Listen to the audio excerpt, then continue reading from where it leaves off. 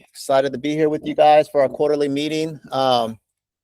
Raise your hand if this is your first time attending one of our quarterly meetings.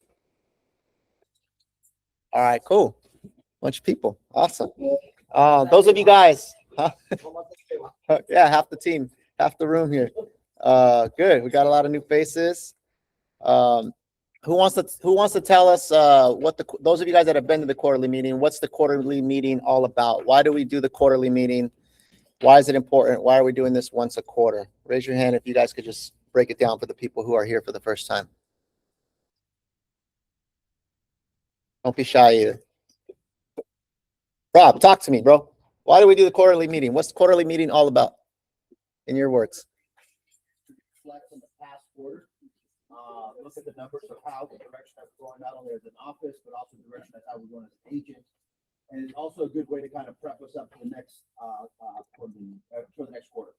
Yep. So we use the quarterly meeting, guys, to reflect on the previous quarter, kind of see where we were at, right? Where we're at today, and where we want to go in the future, right? The direction of each person as an individual, and then some initiatives that we're going to be doing as a whole on a team basis to continue to get everybody growing and thriving and doing well, right? Helping a lot of families, making a lot of commission checks, and growing their business overall, right? So we've been doing these quarterly meetings for over 10 years now, Jason and I. And one of our business mentors taught us, right? He said, hey, like when you're in the thick of your business every single day, you have to make some time to take a step away and analyze what's happening, right? Because raise your hand like if you snap your fingers and the week goes by, right? Or maybe it's just me, right? Like it seems like the days go by fast, the weeks go by fast. Next thing you know, the months go by fast. Next thing you know, a quarter's down. Next thing you know, we're like half the year's gone already, right? And so what happens is we tend to operate on default mode, right? We tend to just, we're creatures of habit, right? We tend to just do the things that we're used to doing every single day. And if we don't ever take time away from our business to really just analyze and reflect and see, hey, is what I'm doing every single day still the best way to get to where I want to go, right? If we're not asking ourselves that question periodically, then we're just going to keep doing what we've always done. And if we do what we've always done, we're going to get what we've always got, right? So for some of us, we want to keep getting what we've always gotten because we're doing well, right? For others, we're like, no, like I know I could do more. I know I want to go to the next level. I know I want to continue to grow, not only in my business, but as a person, right? So not just here, guys, but I encourage you all to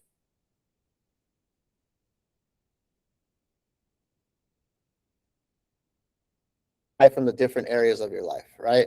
And I promise if you constantly do that, you'll take inventory of where you stand and you'll be able to have awareness and make adjustments and get to where you want to go a lot faster, right? So I do believe that how we do in business is a direct reflection of how we're doing here, right? Raise your hand if you think that's true, right? How we feel inside, how we're doing personally, how we're doing at home reflects in how we show up in our business, right?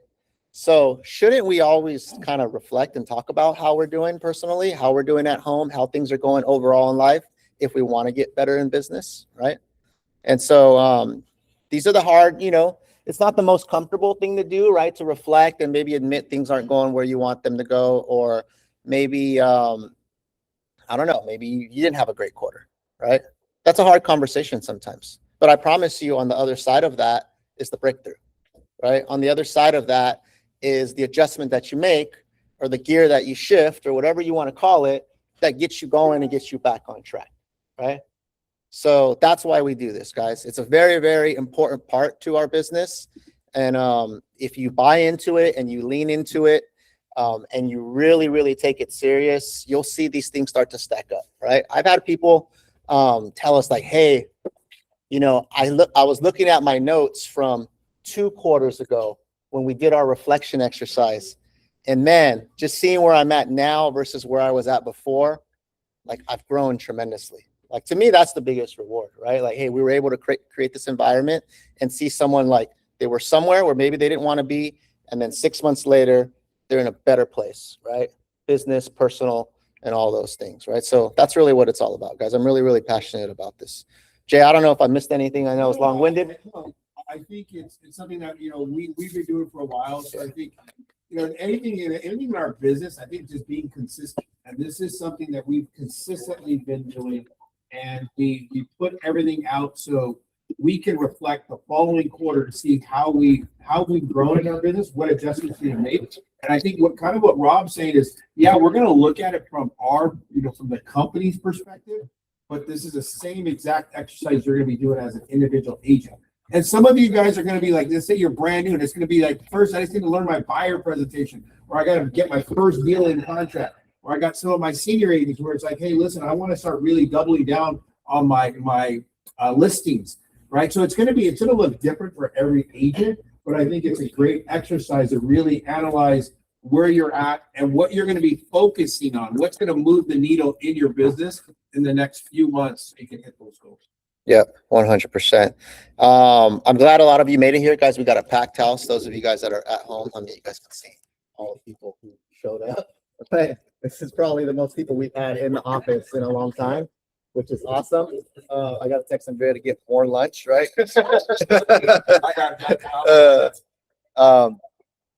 But guys, this is also the meeting, that I encourage you all to be here in person because you will get the most out of it, right? I know sometimes it's not possible. I know we have, special circumstances, but highly encourage you guys to try to be here for these meetings in person. All right, so let's kick it off, guys. So on the agenda today, let me go ahead and share this doc here. A couple things, guys. We're going to try to run through this quick because I tend to lose people after like a certain amount of minutes, just kind of tune out. We will take a break in between for lunch, but this will probably run to about 1 o'clock or so. So on the agenda, guys, we're going to go over our Q2 kind of top producers, talk about promotions and contest winners. We're still working on that. We will have contest winners by the end of the meeting today. We're trying to calculate them right before, but you guys will know who won the contest for We'll get you guys for June, and we will be paying some people out. Then we'll do a exercise called go to the boards. This is probably the heart of this meeting where we're going to do some reflecting and some writing, right? So I do have a Google form that we will fill out. So if you guys could do it on your phone, or if you have your laptop, it's probably easier to type out. And then at the end of the, we'll take a break for lunch. And then at the end of the meeting, that's when we'll kind of talk about like the stuff we're going to be doing on a team level, kind of where we're at as a team and some initiatives for Q3. Sound good? All right, let's dig in. So starting off just with our Q2 top producer. I love starting off with some recognition because we got some people that have done an awesome job this past quarter. Why does that look so small? Oh, no, that doesn't. Let me fix this. Something's going on here. I'm just going to do this. So top producers, guys, for Q2 2026. So we're only looking at just what happened in the second quarter, right? And we kind of have just shouting out some people on their production, what they've gotten in contract and closed and stuff like that. So in first place, guys, for Q2, Blanca. Let's go. Blanca brought in 7 new deals in the quarter, over 220,000 of GCI that she brought to the table. Awesome job. I will come back to the kind of our top 5 and just maybe ask some questions, but Blanca was leading the pack this past quarter. Great job. I don't even think she knew. In second place, our boy Patrick. Where are you at, Patrick?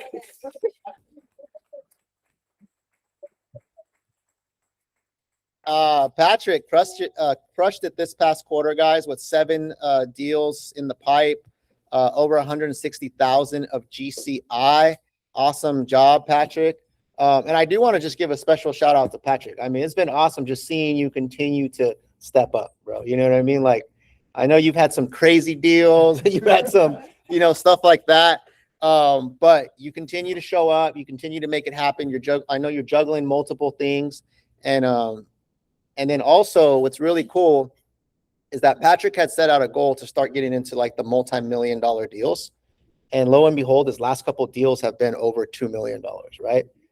So you closed, what was the one you closed? 2.6, 2.7, 2.6, a 3 mil one. And then you just got 2.2. a 2.2 in contract, right? He had said, I want to get into the multi-million-dollar deals. And he's doing it, man. So just awesome job. Okay. In third place, my boy John. Let's give it up for John. Brought in 3 new deals this past quarter. He has other stuff in the pipe that's carrying over, but over 100,000 in GCI that he brought to the table. Awesome job. Same thing with John. Like John has just been on a ride of just continuing to produce. And he seems like he's having fun with it. All right. And I've also seen, you know, not just business, but just John, even on the personal side, we get to talk, you know, every couple of weeks, we do one-on-ones and stuff like that. He's building out a cool weight room and weight set, and he's getting back to, you know, fitness and stuff like that. So it's really cool to see that. So just really proud of you, bro, man. Good job. In fourth place, my boy Shri. Let's go, Shri. Well, 4 deals that he brought in this past quarter, shy of 100,000 in total GCI. Awesome job. Shri works like a madman. I don't know if anybody knows Shri's schedule. He's up late, he's up early, right? He's I don't know how you do it, man, but he's traveling, he's on road trips, he's writing offers while he pulls over, like my boy's just all over the place, right? But it's cool. Yeah, it's cool to see. You know what I mean? Like every time I talk to him, he's like, man, I was up till like this time, like negotiating the deal and all this stuff. And it's cool. And the biggest thing about Shri, guys, what I love is that he always has a positive attitude, right? Like, even though, you know, we've had some tough clients, right? We've had some headaches. We've had some tough clients, right? But he still brings a positive attitude. He dusts his shoulders off, you know what I mean? And he keeps going, man, you know what I mean? And that's what this game is all about, right? And so great job to Shri. In fifth place, I don't know if she's on here today, but Richa came in with 2 deals this past quarter, 2 good sized deals that brought her close to 60,000 in GCI. Awesome job to Richa. She's out in like the Mountain House, right? Tri Valley. She's a little distant, but she's still working away and still putting up some numbers, guys. And we're really proud of Richa, just seeing her progress as well. So great job to Richa. And then just kind of going down the line, Melody as well. I don't know if Melody's on today, but Melody put up 2 deals this past quarter. Working another job full-time. She's transitioning. Eventually she wants to get out of nursing and go real estate full-time, but she's juggling just multiple things, right? Speaking of nurses, right?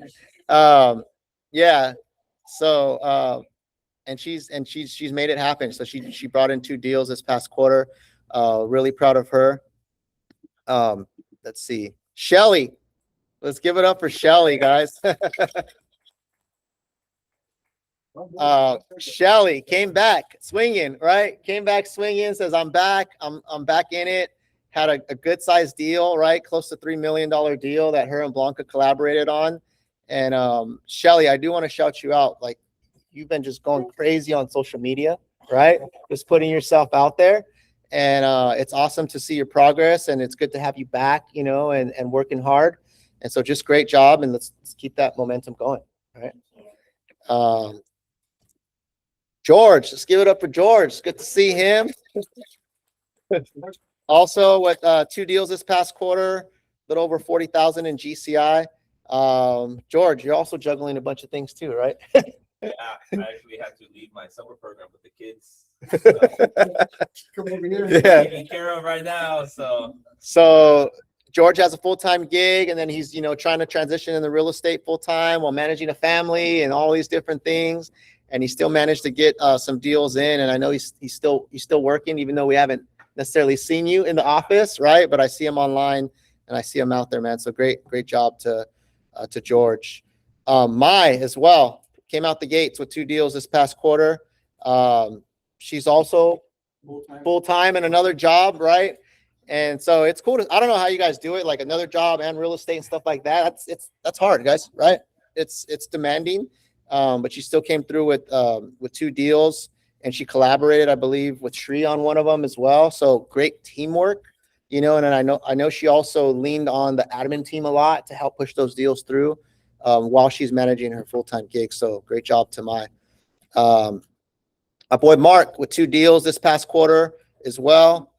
Full-time dad now, right? Managing a baby, a business, multiple listings that he has right now, a couple more that are coming up, and still making things happen. Great job to Mark. Dan came out the woodworks too with the deal this past quarter. We have a few people, guys, a handful of people that have like full-time gigs on our team, and then they still do real estate, right? So it's cool to see just people coming out the woodworks like, hey, I got a deal, like, right? Even though I've been, really busy with the other job. Meghana as well, deal that she got. I think she collaborated with Shri on that one. Great job to see Meghana get something on the board, learning, growing, and also great job to Shri with the mentorship. Lizette, who's one of our agents out in the Central Valley, also got a deal that she closed this past quarter. Great job to Lizette. And then last but not least, my boy Matt also closed a deal recently. All right. Show her on the board. Also juggling, being a full-time golfer and stuff like that. Professional golfer. No, good stuff, Matt. And then Matt and Luis just got another deal in contract too, like a castle. And where is that? Shingle Springs or where? Yeah, she was making this little outside of Eduardo Hills. So Yeah. Oh, this house is like crazy. I'll pull it up in a bit. I was like, damn, this is a fat house. Like $2 million house out there. It's humongous. It's like in the hills and everything. It's pretty dope. It's like you're in like a Tahoe like castle. But good job, guys. So those were the agents, guys, who put up some numbers this past quarter and brought some GCI in, and it's just added, one more to the belt. And they're going to be carrying that momentum into the next quarter, right? So let's just give a round of applause to all of them. And then I do want to do a special shout out, right? John. I don't think he knew this was coming.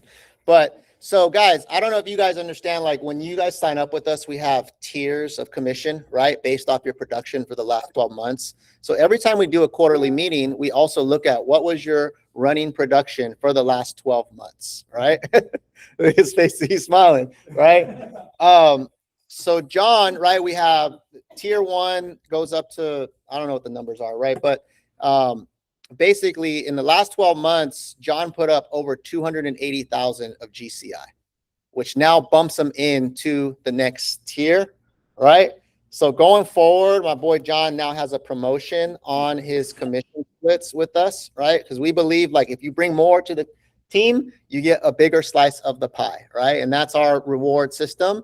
So when people want to know how do I get paid more, we'll just close more deals, and then we're tracking this every quarter.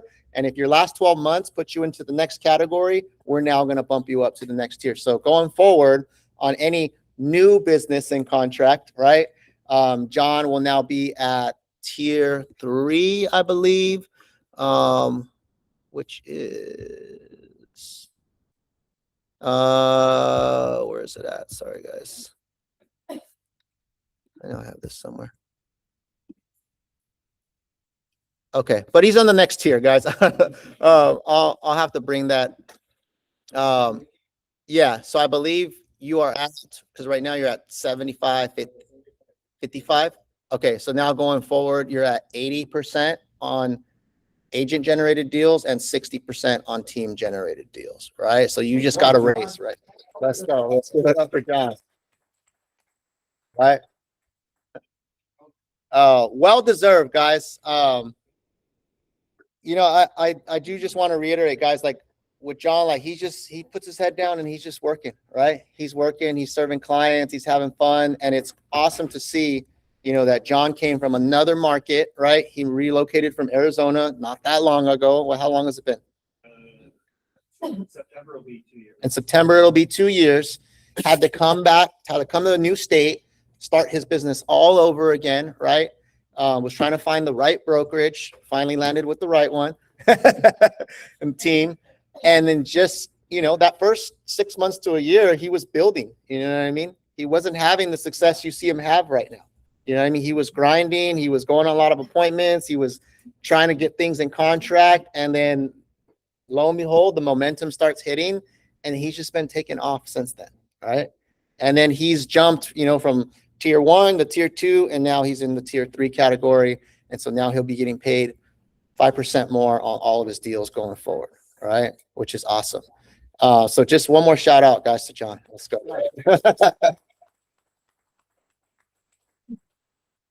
Yeah, it's neat for me as well because I'm the one who got to talk to John first over the phone before he joined our brokerage, and he was telling me his experience of where he was at, and just I got to do back then I did actually the Hello Week, so we got to spend a few days together, got to know John, and just seeing his progress because he's always known real estate, right? He's been doing real estate for over 20 years, but this is just a different market. So seeing, I don't want to say his struggles, but just seeing the hurdles that he had coming into this market, seeing him adjust, seeing him continue to put in the work and make those adjustments, hat off to John, just crushing it, and for being a great mentor, always willing to, if you're in here, if you have a question, John is willing to help you out. Yeah. John is here in the office, I would say at least 4 days a week, and he's, he lives up the hill. So he's in here making calls, doing his follow-up. And it's just great seeing where he started to where he's at now. So congratulations, John. Yep. The other thing I will add, guys, is John's also still a student, right? Like he still asks questions. He still needs help, right? When, he's, hey, can I run something by you? Hey, what do you think about this? Right? What's the best strategy on this? Like, that's the cool thing is we get to powwow, even though a lot of times he knows the answer, but he wants to double check. Hey, is this the right answer? Right? Or how, would you do it differently? You know what I mean? So that's really cool to see as well, is that he's still, even after being in real estate this long, and being a mentor to other people, he's still also a student of the game. You know what I mean? So he doesn't think I know it all. He's always trying to grow and trying to learn, man. So that's really, really awesome to see. Okay. So those of you guys that were like in the top 5, right? So I want to go back to this here. We'll just take a couple minutes.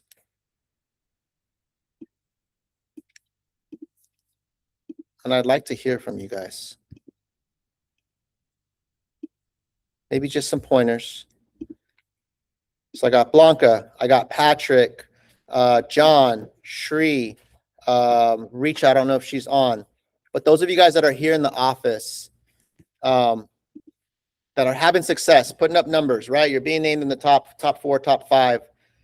What's maybe one piece of advice you can give to the rest of the team or agents who maybe want to be in your spot, right? Or maybe one of the keys to success that you think has worked for you, right? And why you ended up here this past quarter. So it could be any answer, right? Either a piece of advice or either reflecting, like what's one key to success that you think you've, that has helped you get to the top 5 this past quarter, right? So I'd love to hear just, a quick answer or whatever your guys' thoughts are from all of you, right? So whoever would like to go first. I would say consistency. That's something, but just keep moving forward. Because if you stand still, you're going backwards.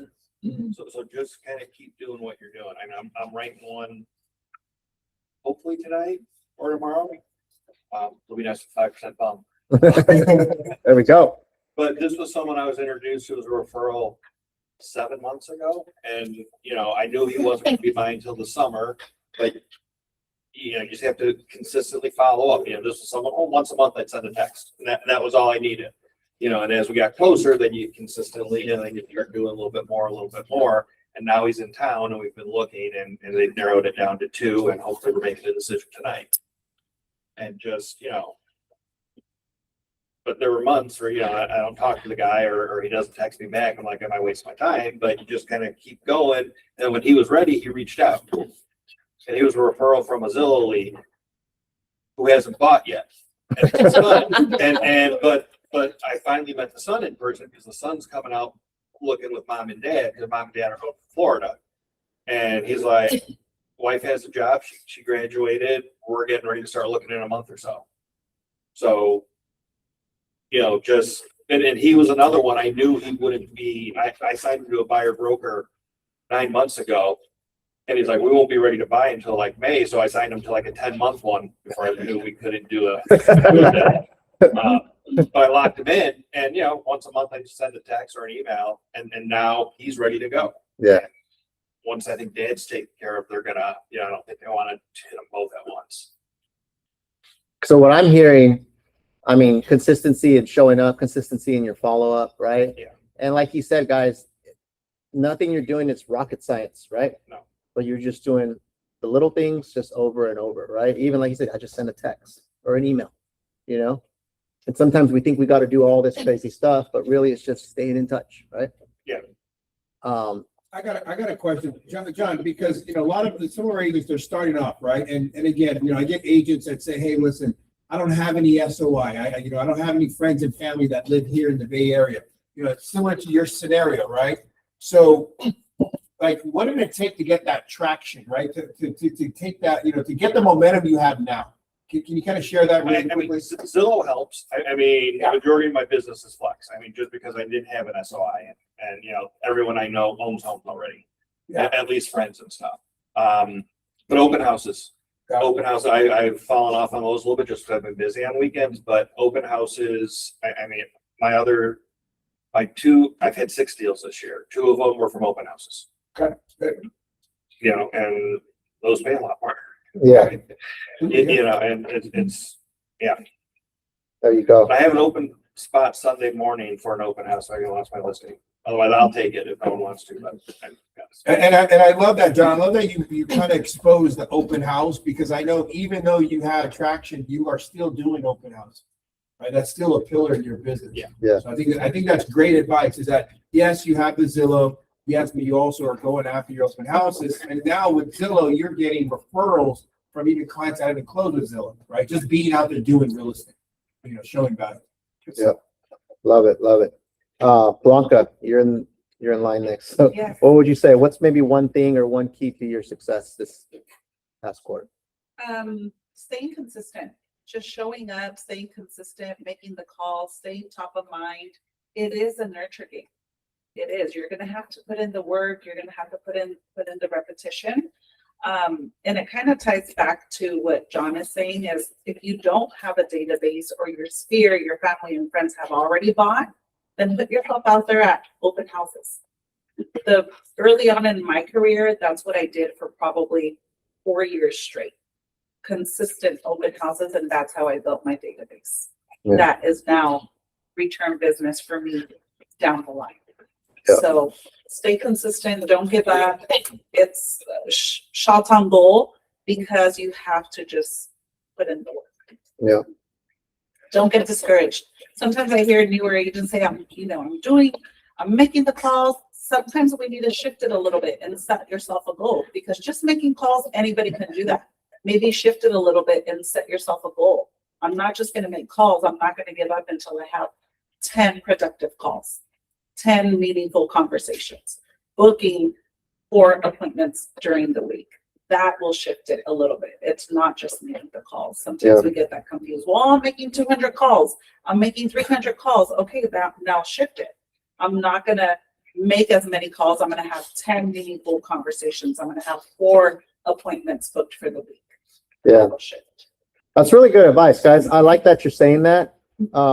I make the analogy to, like, I'm on the baseball field a lot with my son, and you see some kids that at practice, they're just kind of going through the motions, right? And then you see some kids that they're putting in work. They're putting in quality reps. They're really trying to like get better at their skill, whether it's fielding or hitting the ball or whatever. And that's something I brought up in the practice. Like, hey, you guys are all good, right? Because it's the all-star team. All these kids are good. But some of you guys, I see you're just going through the motions. Like, where are you at practice? Do you want to get better? Right. And so I really like that you said that, of being intentional on what you're trying to accomplish on those calls or at that open house, right? Because that makes all the difference, right? You can show up to an open house and just kind of kick it, right? Wasted time. Or you can show up and you're like, hey, I need to leave with 2 solid conversations or 2 solid, connections with people, right? And if not, then I'm going to, follow up or do what I got to do to make those two connections, right? People at open houses. Yeah. Get a wallflower. Yeah. Talk to them, actually talk to people, right? Because it's easy to just sit back and kind of relax or just go through the motions with your calls and you're really not trying to have quality, right? I really, really like that. Good stuff. Let's go, Patrick.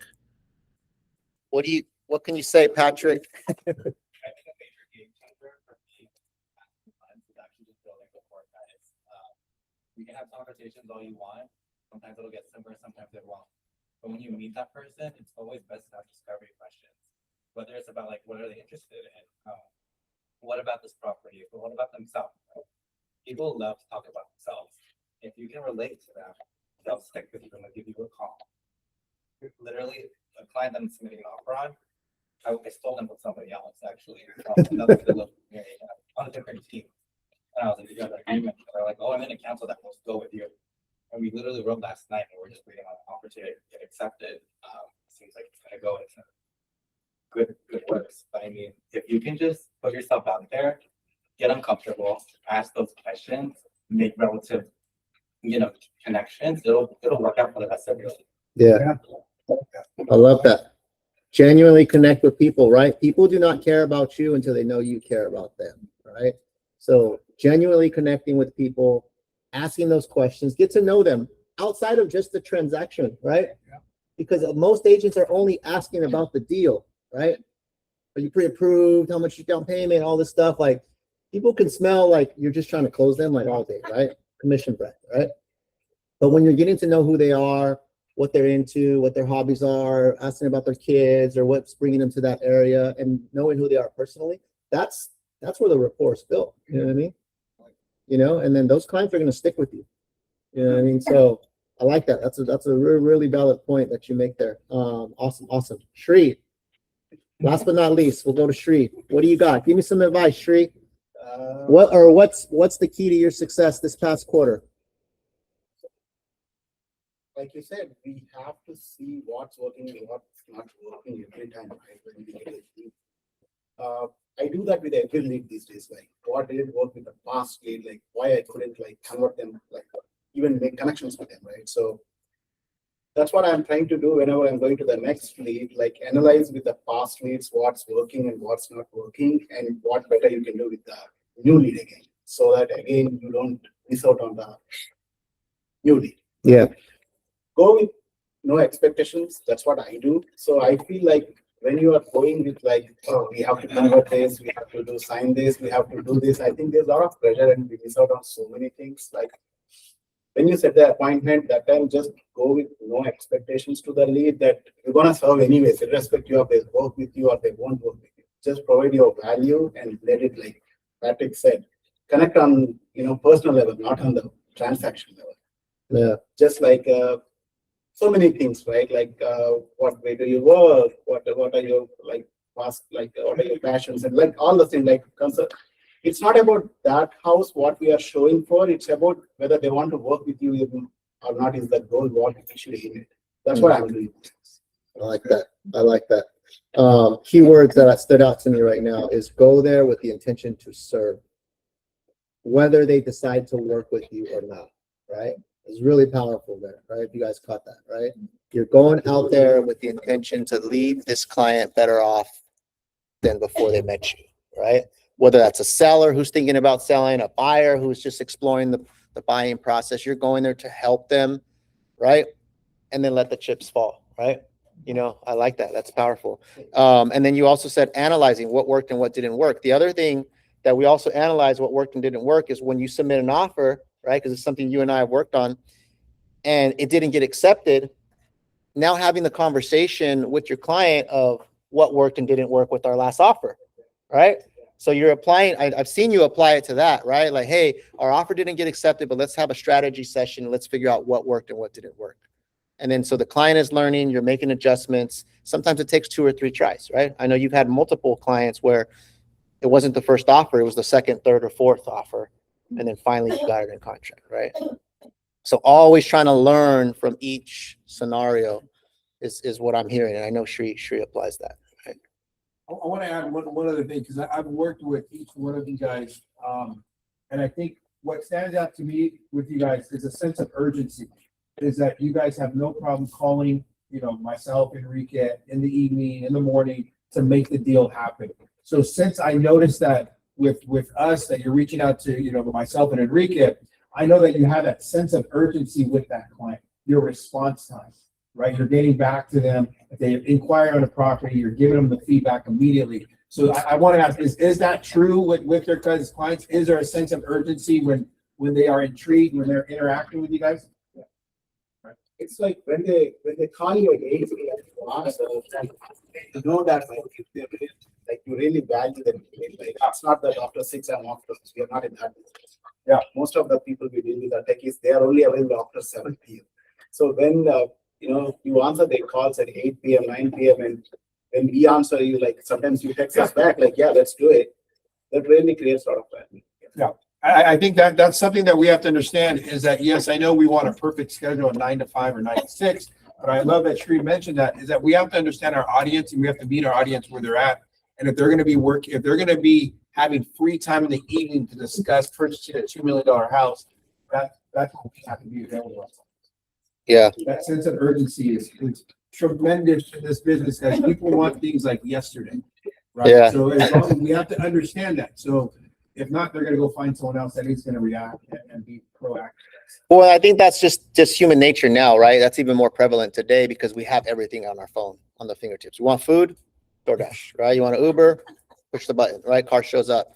So people expect that type of service now from their sales agents, right? Their real estate agents. You know what I mean? It's just the nature of where we're at today. You know what I mean? So we have to understand that, right? People are used to that. Just like you guys might get upset when your DoorDash is late, right? Or you got the order wrong. People probably see that when they're dealing with, whoever they're working with, shopping for a house or selling their home, right? You have a question? Tuan, comment? I'm sorry. There was a story in the news about Starbucks, their sale yesterday or 2 days ago. And the story was about that it's not about coffee that we're buying, it's the behavior that they have introduced. People order on phone, they don't want wait in line, they just go, they get it. And when that app failed, people were not willing to wait. And they were not willing, they just let it go. They just let Starbucks go. It was not about the coffee. That was very kind of stuck with me, that it's not about the final product, it's about that behavior that Starbucks is selling. I can order now, I don't have to wait in line, I get it and I go. And that's what was, and it stuck with me because I think that's what you're talking about. It's about convenience, right? At the end of the Yes. day, and people will pay more for that, right? Yeah, and so they didn't care about Starbucks. They didn't even buy coffee that day. Yeah. And when you want your coffee, you want your coffee, right? Good stuff, guys. Good insight, guys. This round of applause for our top producer / Sharon. Hopefully you guys got some takeaways from that. Okay. Now for the fun part, we're gonna do some writing. So go to the boards exercise. So I put a link in Slack, and I'm gonna go through this with you guys real quick before we take some time to write. So we'll do some writing, try to do a little bit of sharing, depending on timing, then we could take a break for lunch, right? So let me pull up this document here, just so you guys can see. So if you go in our Slack channel, you will see the link to this document. It's a Google form that you fill out, and I'm just going to run through it with you. We won't share all the questions, guys. Some of this is also for just for you guys to reflect, right? But I want you guys looking at both the business and personal, right? Because like we said earlier, there's the correlation between business and personal, right? So you're going to put your name down, obviously. And then the first question that I want you guys to really reflect on, what are you genuinely proud of from this past quarter, right? Not the obvious win, maybe the hard call, maybe the day you showed up when you didn't feel like it, but I want you to give you guys yourselves a pat on the back, right? It could be, and also think about business and personal, right? Was there something in your personal life that you're proud of, or something in the business world that you're proud of as well? So let's reflect on that.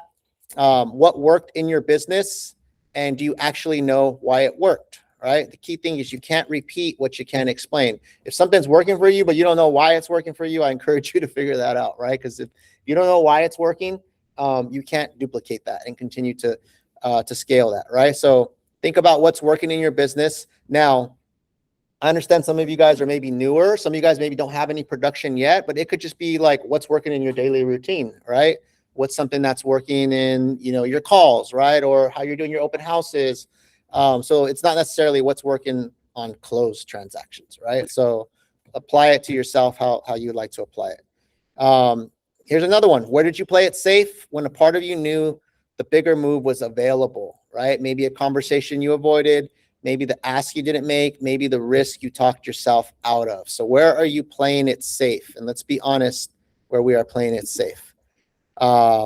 What's something you kept doing even though you knew it wasn't working? Sometimes we get stuck in a habit, a routine, or working with a particular client or a particular lead source or trying to chase something and it's just not working, right? This is where we're going to take some accountability on what's not working, right?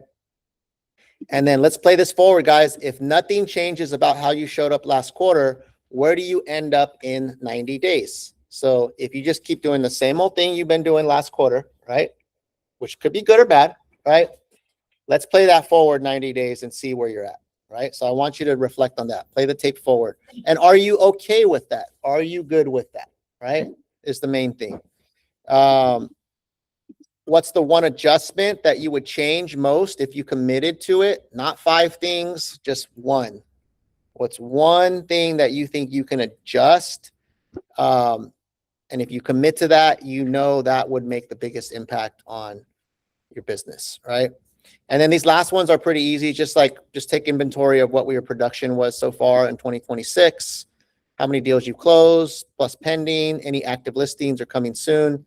Those are short answers. The biggest thing in Q3, what are you committed to? Total deals in contract, right? That's buyers in contract. And then if you're going after listings, any listings that are signed, right?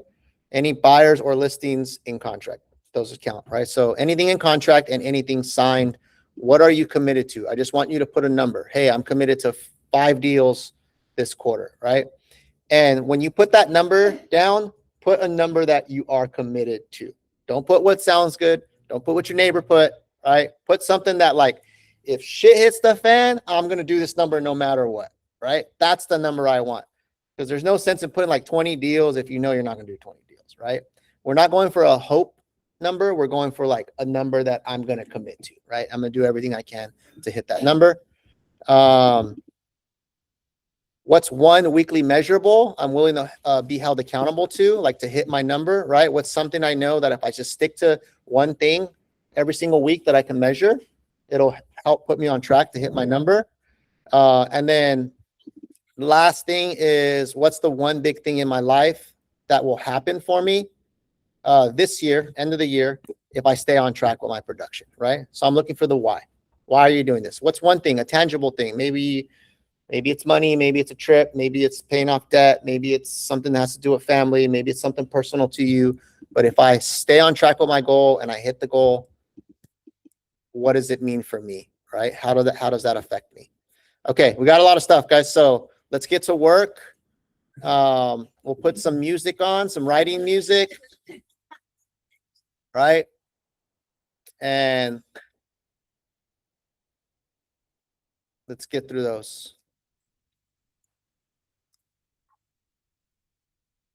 You can do it from your laptop and you can do it from your phone as well. Yeah, laptop or phone, guys. So if you just go into Slack, into the most recent post in the general channel, the link is right here.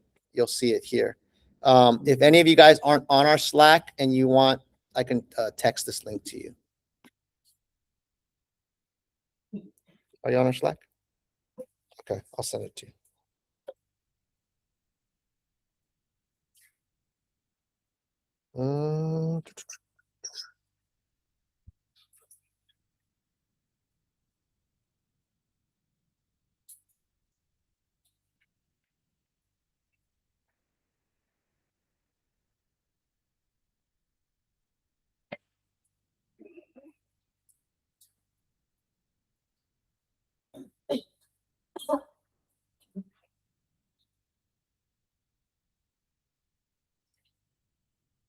Yeah, we need some music. We'll put some music on right now.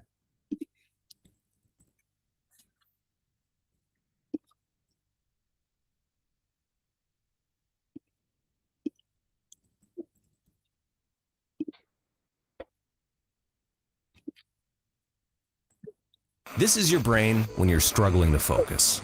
And this is your brain when you're in the zone. But getting in the zone and staying there, that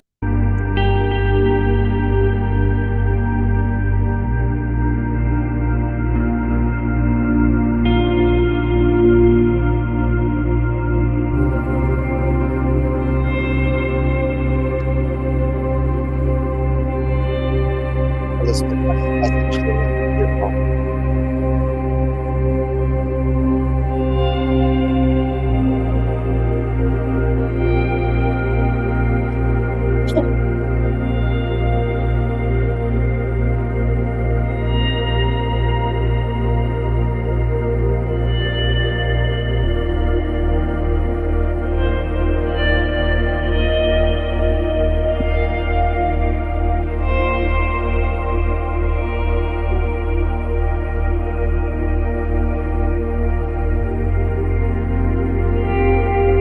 Is there anybody that doesn't have the link that needs it? On, you have the link? You have it? Okay.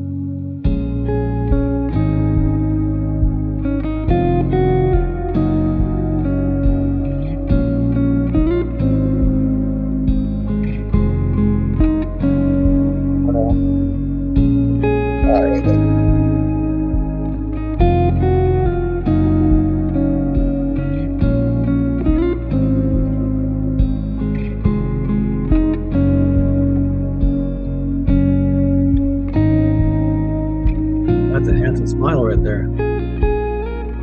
Handsome guy. Greg, we're doing a quarterly meeting today, like a special meeting. So you're welcome to hang on but we're gonna do like some sharing and stuff like that. So it's a little different format today. Sounds good, brother. Yeah, we started at 11, so we're gonna take a break soon.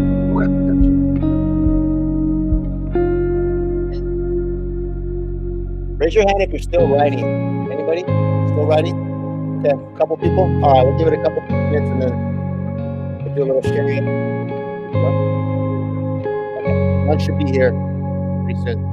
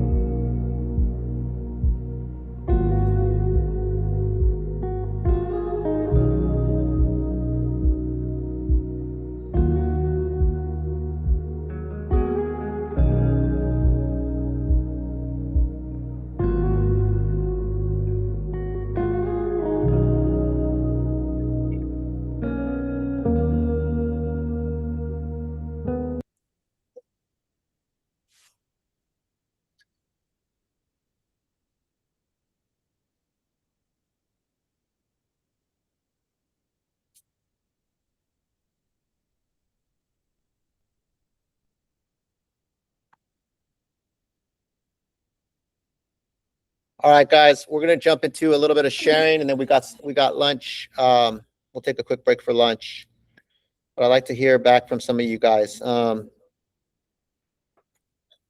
What stood out to you? Is there any question in here? I need a few volunteers that stood out to you that made you kind of really reflect, and I don't know, maybe any light bulbs that have gone off in your head, or maybe where you took some inventory. Positive, negative, or even the first question, what are you genuinely proud of from this past quarter? Right? Is there anything that stands out to you? Who would like to share that one? Let's start with the first question, actually. What are you genuinely proud of from this past quarter?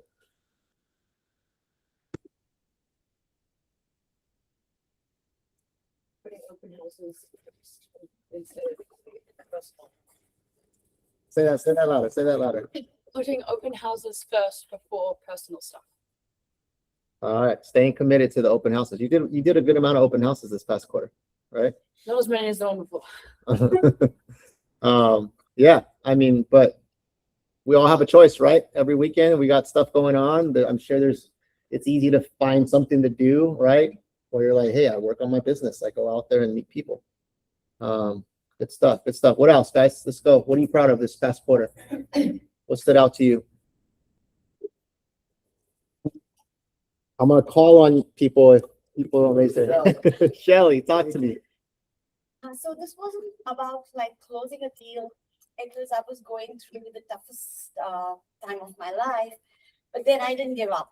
I was like, no, I have to show up, for my kids, my mom, my family basically. So I was just trying to prove myself. Awesome. So I'm proud of myself. Yeah, absolutely. You should be. Absolutely. All right, we go through tough things, tough challenges in life, hurdles, things that come our way, and you stuck through it, right? And you got a lot of people counting on you as well, right? So good job, good job. What else, guys? What are you proud of? What are you most proud of this past quarter? We're only going to share like a couple of these, right? So we're not going to go through every single one. V, talk to me. Getting better every day. This was very, this is a decision on my part to completely leave what I've been doing for 25 years Mm-hmm. and switch to this. And I wasn't sure whether I'll be successful or not, but every day I feel that I'm getting closer to closing the deal and making that good connection. And the best part is I'm just loving it. I mean, for 25 years, I did something, I loved that, but towards the end, I started hating it so much that I needed this change, and I'm just loving it now. Awesome. That's awesome. That's awesome, right? Every day you're getting a little closer, right? That's great. That's great. What else? What are you guys proud of? Patrice, talk to me. Personally, I want to say I'm proud of the workout routine that I've been consistent on for the last 6 months. And I've seen drastic change within myself and believing in myself that I could do it. Business-wise is joining the PRG team. I'm very, very proud of it. Since I've only been with you all for and I can honestly say that being here with you all, it has changed my perspective and how I've been running my business. Previously, before, my business was really based off of referrals because of people. They knew me, they felt comfortable with me, they trust me, and then they would just send over their friends and family to me. But being in this environment, I think I heard Jason say you gotta put some skin to the game. And I was like, oh, okay, this is what he's talking about. Yeah. So that's what I was saying. It's been fantastic. Awesome. Great job. Great job on the workouts. Great job on just reflecting on the business, right? Learning new skill sets, maybe looking at your business in different ways, right? Awesome. Awesome. Awesome. How about somebody at home? Somebody that's online. Got a few people online. What are you most proud of? Those of you guys that are online, somebody unmute themselves. Business or personal this past quarter. Is there anything that stands out to you that you're proud of?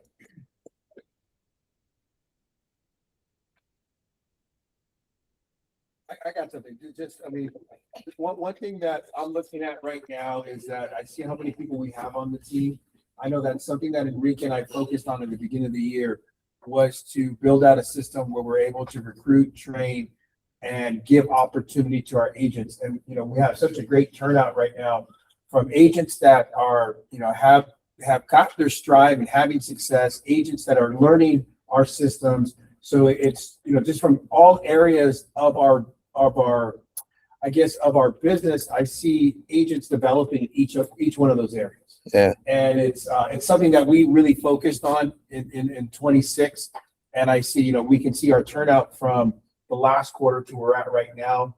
And I believe we have the systems in place for our agents to have success. We have the training, we have the mentorship, we have the leads, and just, I'm really proud of that. It's coming together, right? Yeah. It's definitely coming together because, just like you guys as agents, you guys are looking for your buyers and sellers. We're looking to build this company with our newer agents. And so we're going to the same thing, setting appointments, doing interviews, showing our value. And, so we know what you guys are going through. It's just on the other side of it. And I know Enrique, he does a lot of the behind the scenes of putting this stuff together. And it works, guys. Trust me, it works. If you really buy into the tools that we're putting out there, you're going to see your business take off. Even for this exercise right here, this ain't really about real estate, right? It's really just self-reflecting on, where you're at, where you want to go, what you need to do. So I would just say, just again, proud of where we're at, proud of the team we have. I enjoy coming to work, kind of like what B's saying. This is our culture, right? And I really want to protect it and only, bring people on that makes it a good fit. So again, I enjoy working with you guys. I know Enrique enjoys it. And so just wanted to kind of just share that with you, what I'm proud of for the last quarter. last 6 months, actually. Yeah, definitely.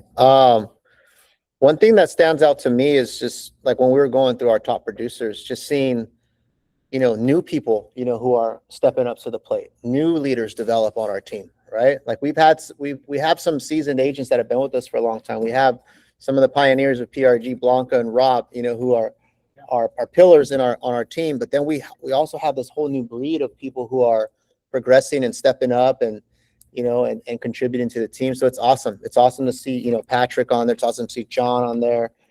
Shri, just stepping up as leaders. So to me, that's really cool. You know what I mean?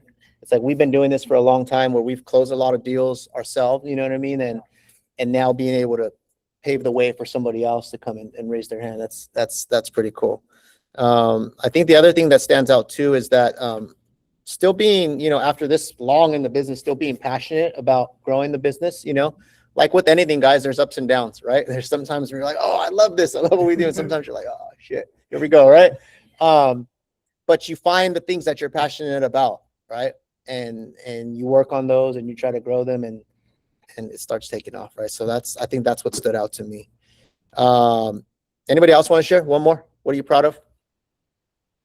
What are you proud of this past quarter, business or personal? Go on. I keep getting a lot of like agents telling, the most difficult thing that in our industry for us is that the prospecting, like we can call, talking to people, doesn't matter what email, texting stuff, and at the end, it's about the phone call to talk. Mhm. And then in the prospecting routine, and I've been doing it for a little bit, and it's still struggling every day, to wake up and commit to my routine, the morning routine and my calls, things like that. It's very, very challenging, and I'm still like pushing me through a little bit, like doesn't matter what, still wake up that time and keep growing and do the best as possible. Yeah. It's tough. It's tough. Yeah. In this industry. But you're doing it. You're doing it. And you signed 2 listings, right? You signed 2 listings from your prospecting. From your prospecting, right? It's very tough. Prospecting is not easy. Yeah. Especially nowadays, most people they don't answer the phone anymore. They make it so much harder for us to do our job. Yeah. Absolutely, yeah. I think, and that's even like when I'm meeting with agents for the first time, when I'm doing, the launch, the hello day or the agent growth day, that's what I tell you guys. That's the hardest part, right? Is let's go over that fear really quick. Pick up the phone. I don't care where you get leads from. Open houses, door knocking, flyers, PPC, Facebook, wherever you get them, you still got to pick up the phone and call them. So you got to learn that talk track. So the faster you realize that, the faster you learn to have that talk track, the faster your business is going to take off. Just get really good at it and be consistent. Just be thick skin, I get cursed on that every day. And I read Twan's email. I mean, it says, hey guys, I'm busy during this time. On his email, it tells his clients and agents that, hey, between like 9 and 11:30 is his protected time for prospecting that he will get back to you after this time. Right? Yeah. So he's intentionally put it out there. And then he's still telling you guys right now to this day, it's still a struggle to do it. And it's still getting them results. Right. And you're still waking up at that time and going to work. Right? Yeah, I thought that's why when I make every time and after every time when someone yell at you on the phone, shout out, because I think you should be proud of self. Can handle that. You don't take things personal. Yes, exactly. Never take things personal. At the end of the day, you don't know them, they don't know you. So what? Yeah, just move It's just a on. phone call. You're not gonna talk to them again and let you have to call them again. That's great. Yeah. You love that. I love it. Yeah, I love and that make me especially call expire list cancel. When I see all these agents, they're so lucky they have referrals and they get a handed to them and they still can't do the job. And I'm like trying to get business to call them and still not be able to. Yeah. Yeah. Good stuff. Good insight. Okay, next question, guys. This is the other one we'll go through.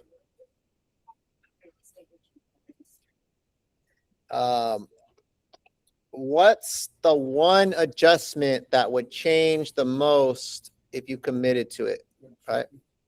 Not 5 things. It was the 4th or 5th question, right? So let me pull this back up. One adjustment.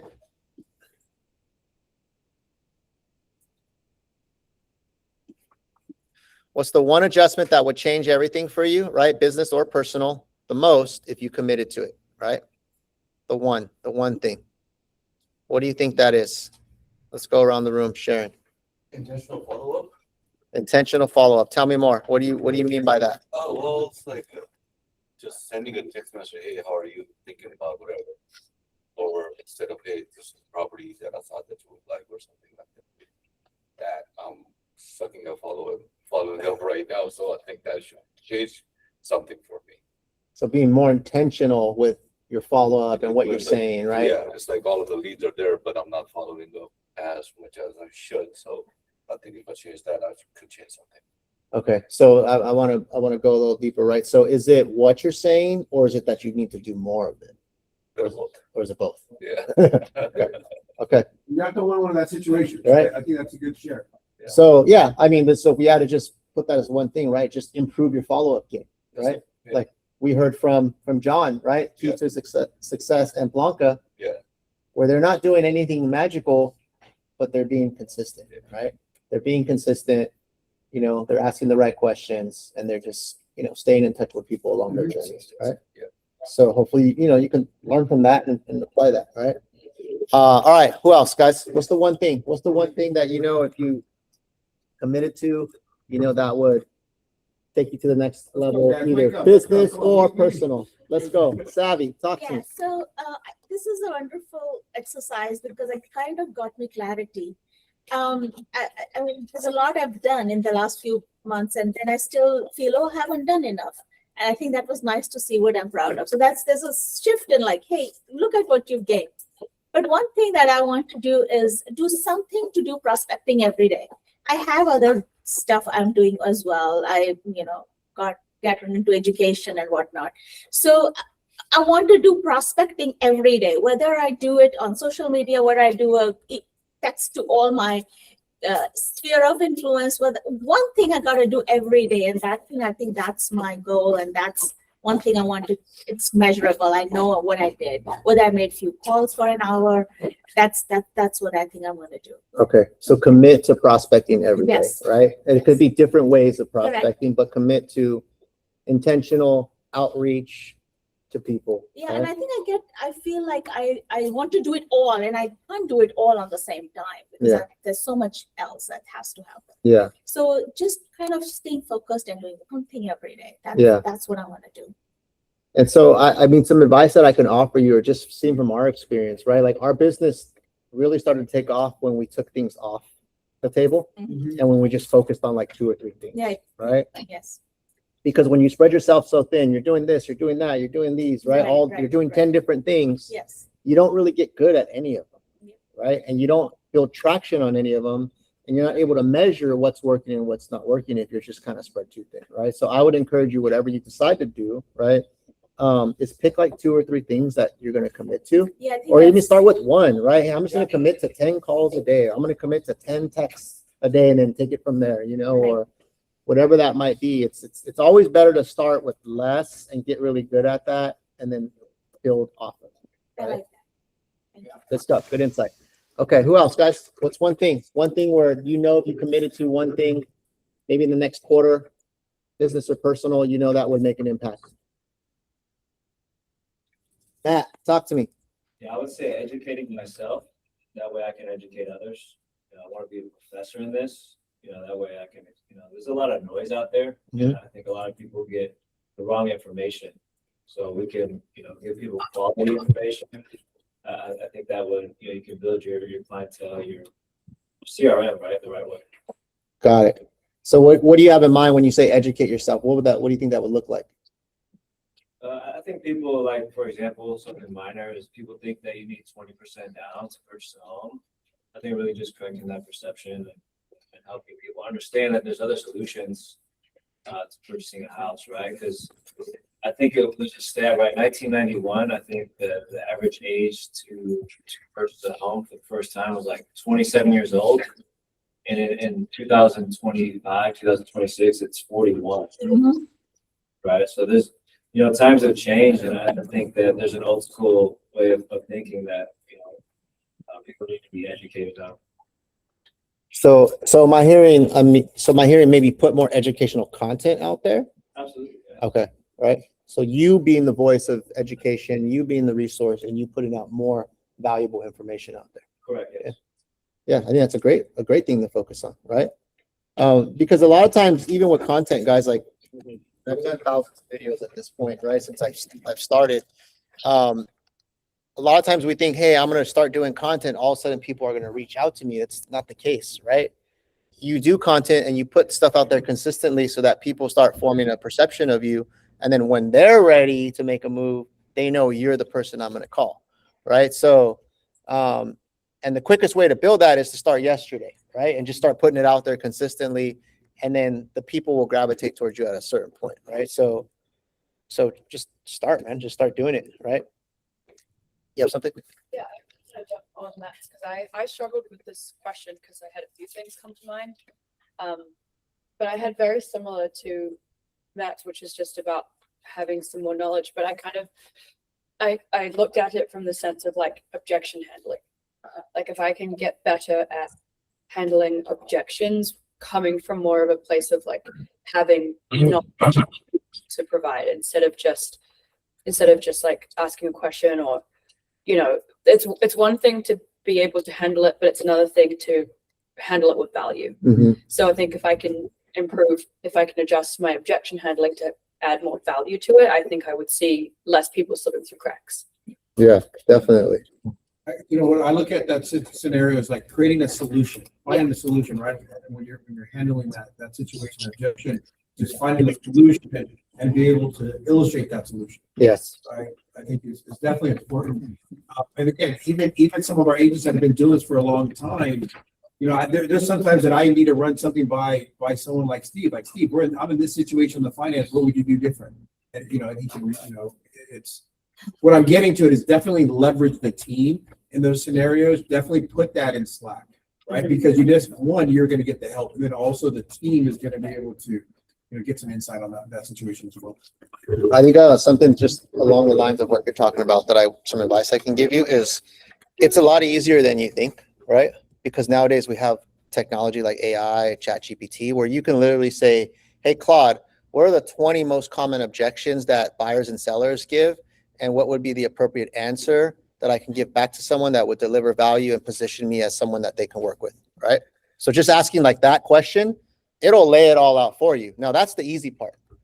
The hard part is making sure you take the time to study that, memorize it, practice it, do it over and over, make that, you know, just come off the tongue easily. You know what I mean? That's the hard part, right? But getting the info nowadays, that's the easy part. But putting it into play at a high level, that's what requires discipline. That's where it requires you making that part of your schedule, role play, right? Recording yourself doing that, practicing with somebody else and saying, hey, I'm going to commit to that for this quarter where, you know, every Tuesday from 9 to 10, I'm going to focus on role play. It's going to live in my calendar no matter what. That's going to happen, right? And in this quarter, I'm going to have 12 Tuesdays where I put in an hour of role play. And I'm not going to miss one because I committed to that, right? So that's taking like a cool idea or a cool thing to say in the meeting and like putting it into the actual calendar and implementing it, right? So, you know, I'd encourage you to kind of figure that part out. And all of you, right? Whatever your answer is today, it's like coming up with what you're going to do is easy, but like now how you're going to do it and what that's going to look like and put it into a process. That's the next step of this question. Let's get one or two more guys, and then we'll take a break for lunch. Who has, what's the one thing, guys? One thing if you commit to, one adjustment that would change the most if you committed to it, that would impact your next quarter. Time management. Tell me about that and how that applies to you. Well, I just don't feel like I have been able to reach my full potential just because like I am juggling a lot of things, but we all are juggling a lot in this day and age. So I don't feel like it's a valid excuse. And I mean, I've always had more like of a fluid approach to time, and like I have a lot of flexibility, and I'm sure clients would like that, but I do have to carve out things that still have the time. And I know that if I got more diligent with that, I would go a lot further, a lot quicker. So Yeah. Raise your hand if you guys struggle with time management sometimes. Look around the room. we all do. We all do.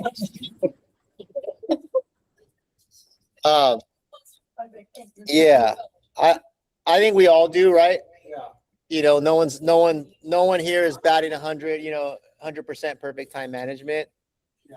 But I know there's a difference between like things that we say we want to do and like things that are actual priorities, right? Priorities, like they live in your calendar, right? They're in the calendar, no ifs, ands, or buts. And then the calendar, you actually check your calendar and watch it and manage it, right? I don't know. It's something we all struggle with, Yeah, right? I think, just kind of the same thing you're telling Savvy. I think sometimes we go too wide, right? And you just gotta pick a few things and go really deep. And I like what Enrique is saying is you put that as a priority. Yeah. Right? It's just not on a wish list. It's like, no, this is my priority. And then that's why we're doing this exercise for this next quarter. We can put that as a priority list. This one thing that you want to change, you put that on your calendar. And this is like you said, for the next 12 Tuesdays, I'm going to be role playing, whatever that looks like. You make a commitment to that. Yeah. Right? I think, and instead of putting too many commitments, and we've done this in the past with our business, that's why I like this exercise, is because we will only pick 2 or 3 things that we plan to go really deep in this next quarter. Yeah. Even though there may be 15 things, we're only going to be able to accomplish 2 or 3 at a high level. So the same thing with time management is I would look at it like, what is my priority, and put that in the calendar for the next few weeks. Yeah, and chunk things down too to smaller periods, right? Sometimes we're like, hey, this year I want to do this, but there's a whole reason that we do quarterly check-ins, right? Because sometimes like looking from here till next year, that's a long way, right? Like that's a long way, and there's a lot of things that can get in the way of that. But if you're like, hey, for the next 30 days, I need to accomplish A, B, and C, 30 days is like, that's a shorter runway, right? And it's a lot easier to track like what you're doing for the next 30 days as opposed to like the next 6 months or a year, right? So when you chunk down your goals into like 30-day things that you measure, and then you chunk it down to a week, like, hey, this week to be on track for my 30-day, I got to do X, Y, and Z, right? It's a lot easier to chunk things down into the things that you do on a daily and weekly basis, right? So whatever that is, right? Whether it's, role play, whether it's trying to get your test done, right? Stuff like that. That's the strategy, guys. Don't plan out for 6 months or a year. It's like too far away, right? Okay. You guys hungry? Okay. So here's what we're gonna do, because we have like this 12:40. So why don't you guys go grab something, bring it back. We can eat while me and Jason kind of go through our last thing, just so we can try to end on time.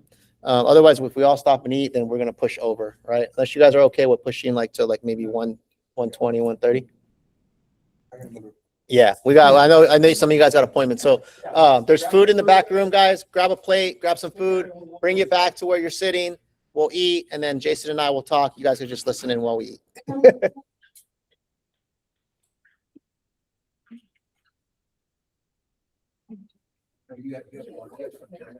Yeah.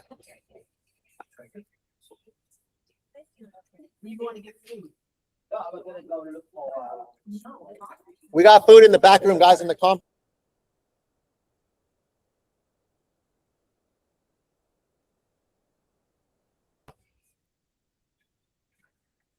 Oh, okay.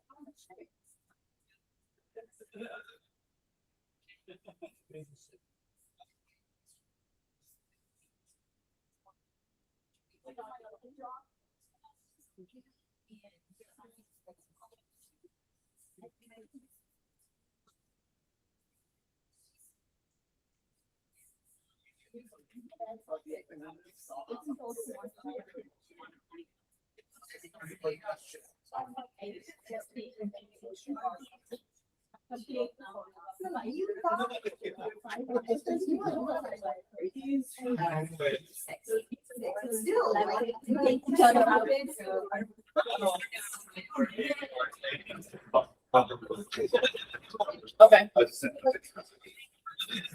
Yes. Yeah, I just, I. Said the agent that. Oh, yeah. Right, that's what I'm working on, because the parents are like. Yeah. No. Exactly, exactly, yeah, right.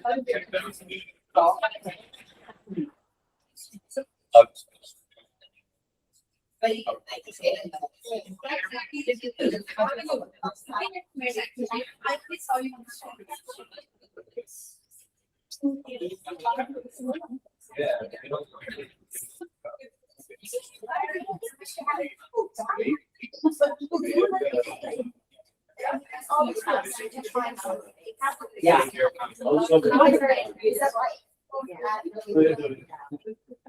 Well, the inspections are the insurance. Hey, how are you?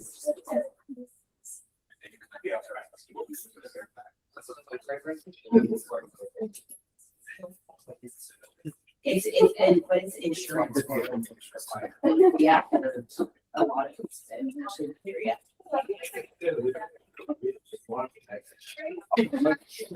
Okay, so, we had one client. Didn't get insurance. My question number one, client before he started doing insurance. He had, it was doing this, but.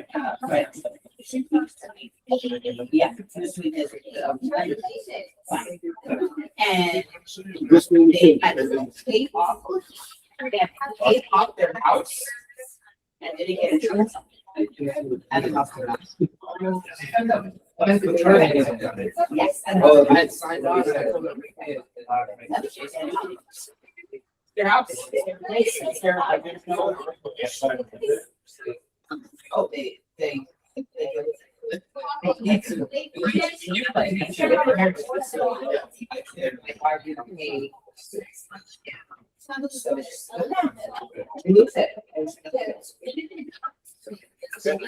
Yeah, like insurance.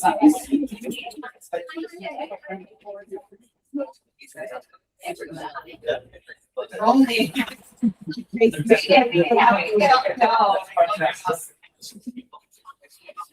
Yeah. Oh, there's.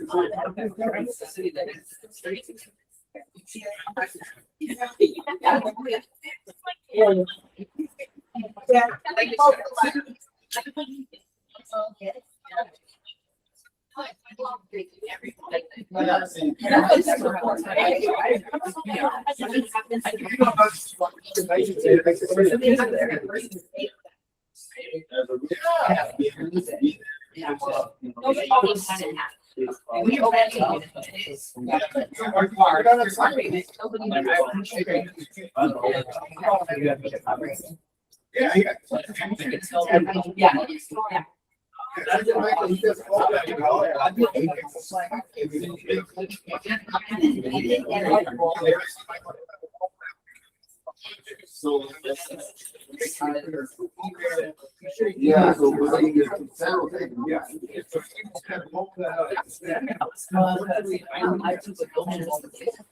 It's so bad because being like everything. Yeah, I have more than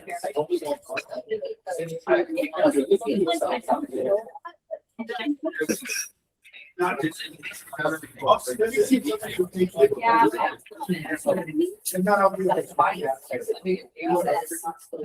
bet you have all the technology. Yeah.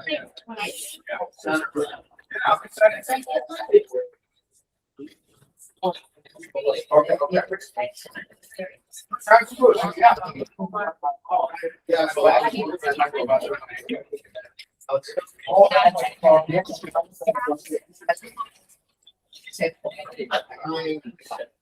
Well, anyways, yes.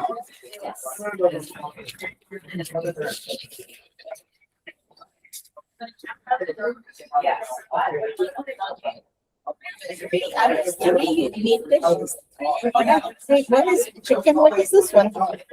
That's chicken. That's chicken too? I think it's this orange chicken. Oh, I don't think, but that's okay. No? I just wanted to make sure what I was, it looked almost cut like tofu. I was like, is this? Yeah, I believe it's chicken. It's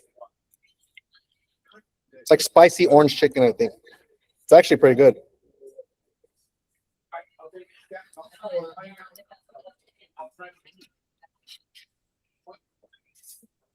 Enrique, Yeah. yeah, so excited. Yeah.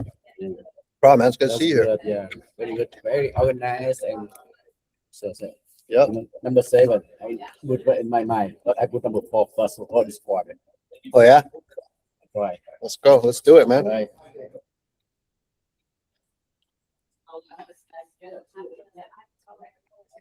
Get some food, bro. We got teriyaki madness. You ever been there? What's it called? Teriyaki Madness? Yeah. It's across from Oak Ridge. Hella good.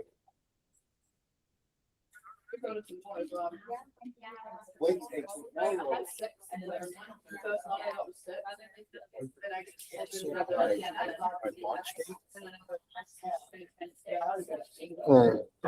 12 o'clock? Yeah. Well, I could do it. want to do it?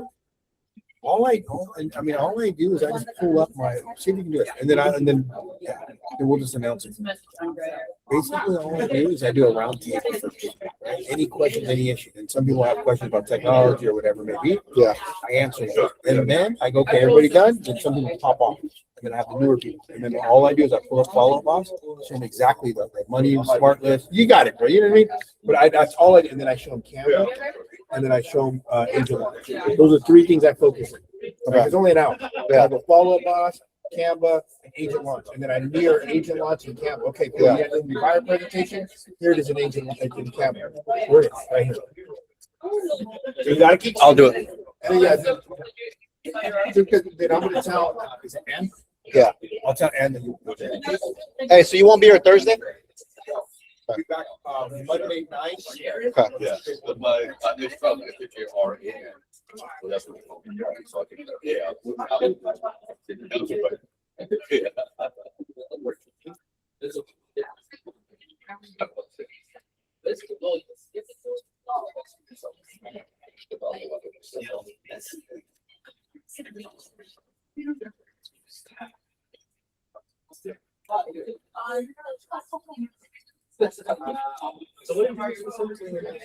What is it?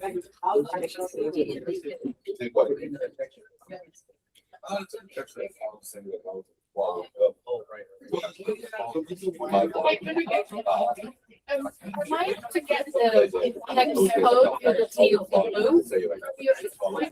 Send me a message in Slack. I'll send it to you. I heard your voicemail too. I just didn't get a chance to respond. Yeah, I'm sorry you went all over. Sorry about that. I was just like, I need to get these photos out. Yeah.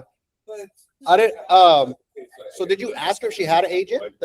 Well, It's not part of the ALM, but I'm like, I know with the phone business, we get to like, they're not too many questions. You know, just get to the appointment. but you know, she had an agreement already signed with an agent? Yeah.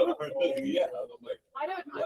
That's why I was like, what is that? I didn't send them. Do they not? listings over, I didn't talk to them about it. They think they're reaching out to a listing agent when they say contact agent. Obviously, they need to let their agent do it, but Yeah. they thought they were reaching out to a listing agent and thought that was who I was, so they didn't share that information. So here's what I do on the first call, ALM, Yeah, and then say, hey, I'll call you back to confirm. Let me check with the seller, the time's available. Yeah. Then when you call back, you can ask some more questions. Like if you're driving from San Bruno to Hollister, that's a long drive. yeah. So I would want to be sure they don't have an agent, right? Just to learn, it's a learning thing. You know what I mean? Your intentions were good, but it comes with the territory, right? So, you know, just protect your time. If you know it's going to be a long trip, Yeah. I would double check. Yeah. Or hey, do you guys have an agent you've already committed to? There's different ways to ask it, right? Or have you guys signed an agreement with another agent? Did she sign your touring agreement? She didn't sign it. No. Okay. So I would make sure they sign that before I go long distance like that. Yeah. Yeah, I realized that when I was driving. I was in such a rush. Yeah. And then I was like, shit, so I broke my laptop with me. I was like, texting me in the garage. Yeah. It happens. It's happened to all. Won't happen again. It's happened to all of us. Trust me. Or we've got like, I've driven that far and then it got stood up. They never showed up. Right. I just like, I'm super focused on trying to remember the info, trying to show up really knowledgeable, and I like the other part stuff. Yeah. So,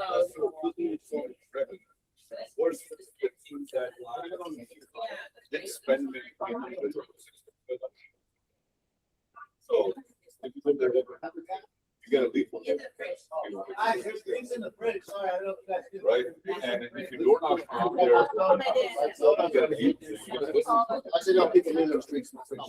Yeah, so that's what I like about that,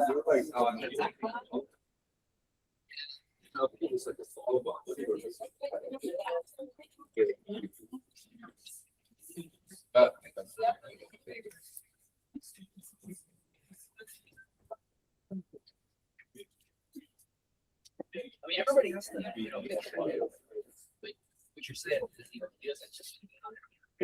That's your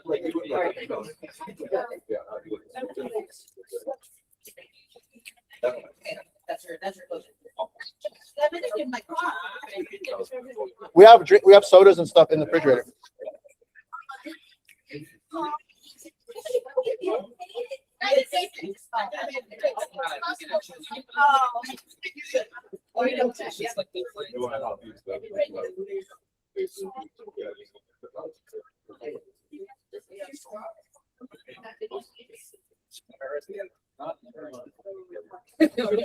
What did the IRS do for us? Oh, shit. So you were when you go. No, I wasn't.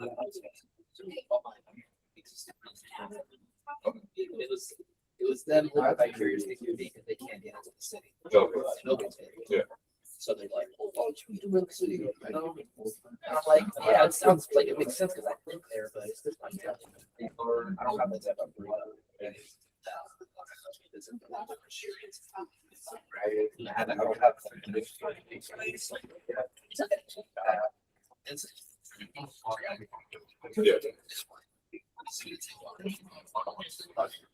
no, it's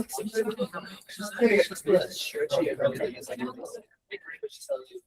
one, two, I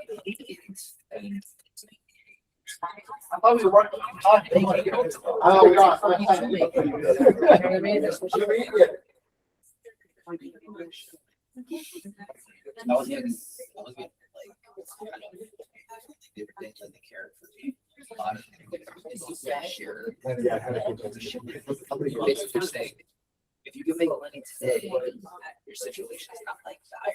Like you're okay, like you're making money. You know, what like you're not gonna Everyone always asks me that. teacher. If you can't live in a great job, get that. And now I'm signing up. Okay, that's not me. I was like, I have like telling you that. I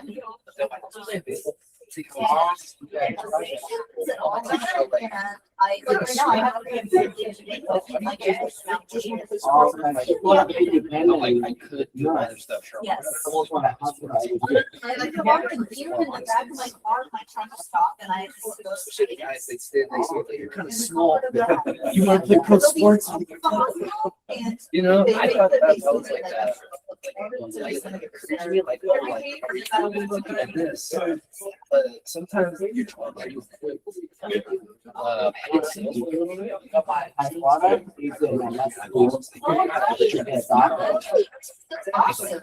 I was considering being, when I was always, I saw it.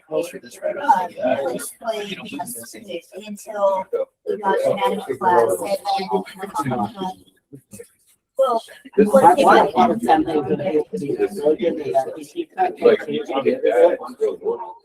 Yeah.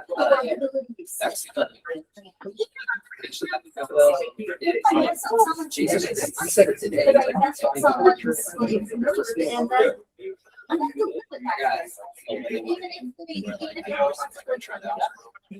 Okay. Other than my boss is having this one special guy. I get like since the last time. Like I'll tell her, oh, are you like you don't get it? What are like? All right, guys, let's grab our seat. We're gonna finish up.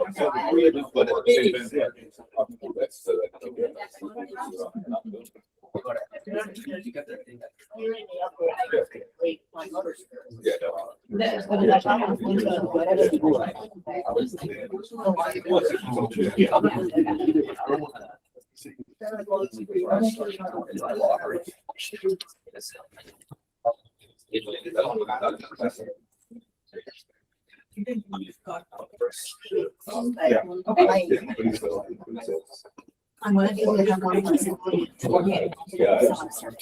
Oh, yeah. And that's. That's the one that.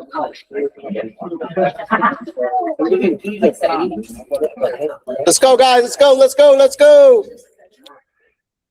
We're gonna go a little bit over, guys. I'll try to rush through this.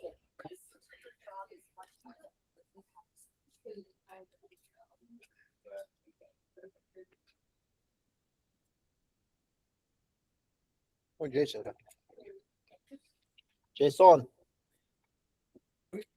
Ready? Was the food good? Pretty good? Very good. Thank you. Yeah, it's good. My new favorite spot.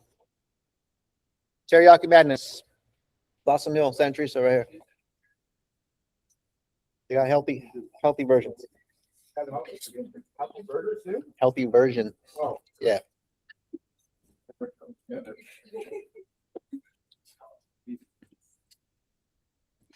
All right, guys, we're gonna get through state of the company and kind of our focus for Q3. We'll try to get through this as quick as possible. I know we are coming up on time. Please bear with me. If you have a hard stop or got to go somewhere, I understand. Let's see.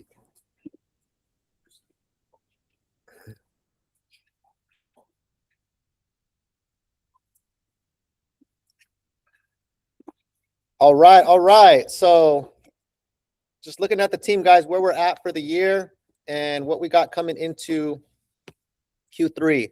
Always want to go through our production. Oh, you're right. Let me get that back on the screen. 1 second. Got to get this back on the screen up here. What happened?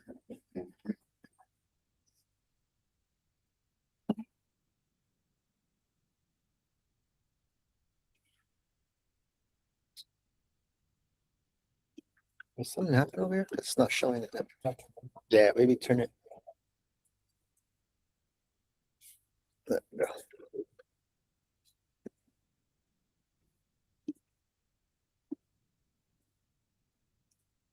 There we go.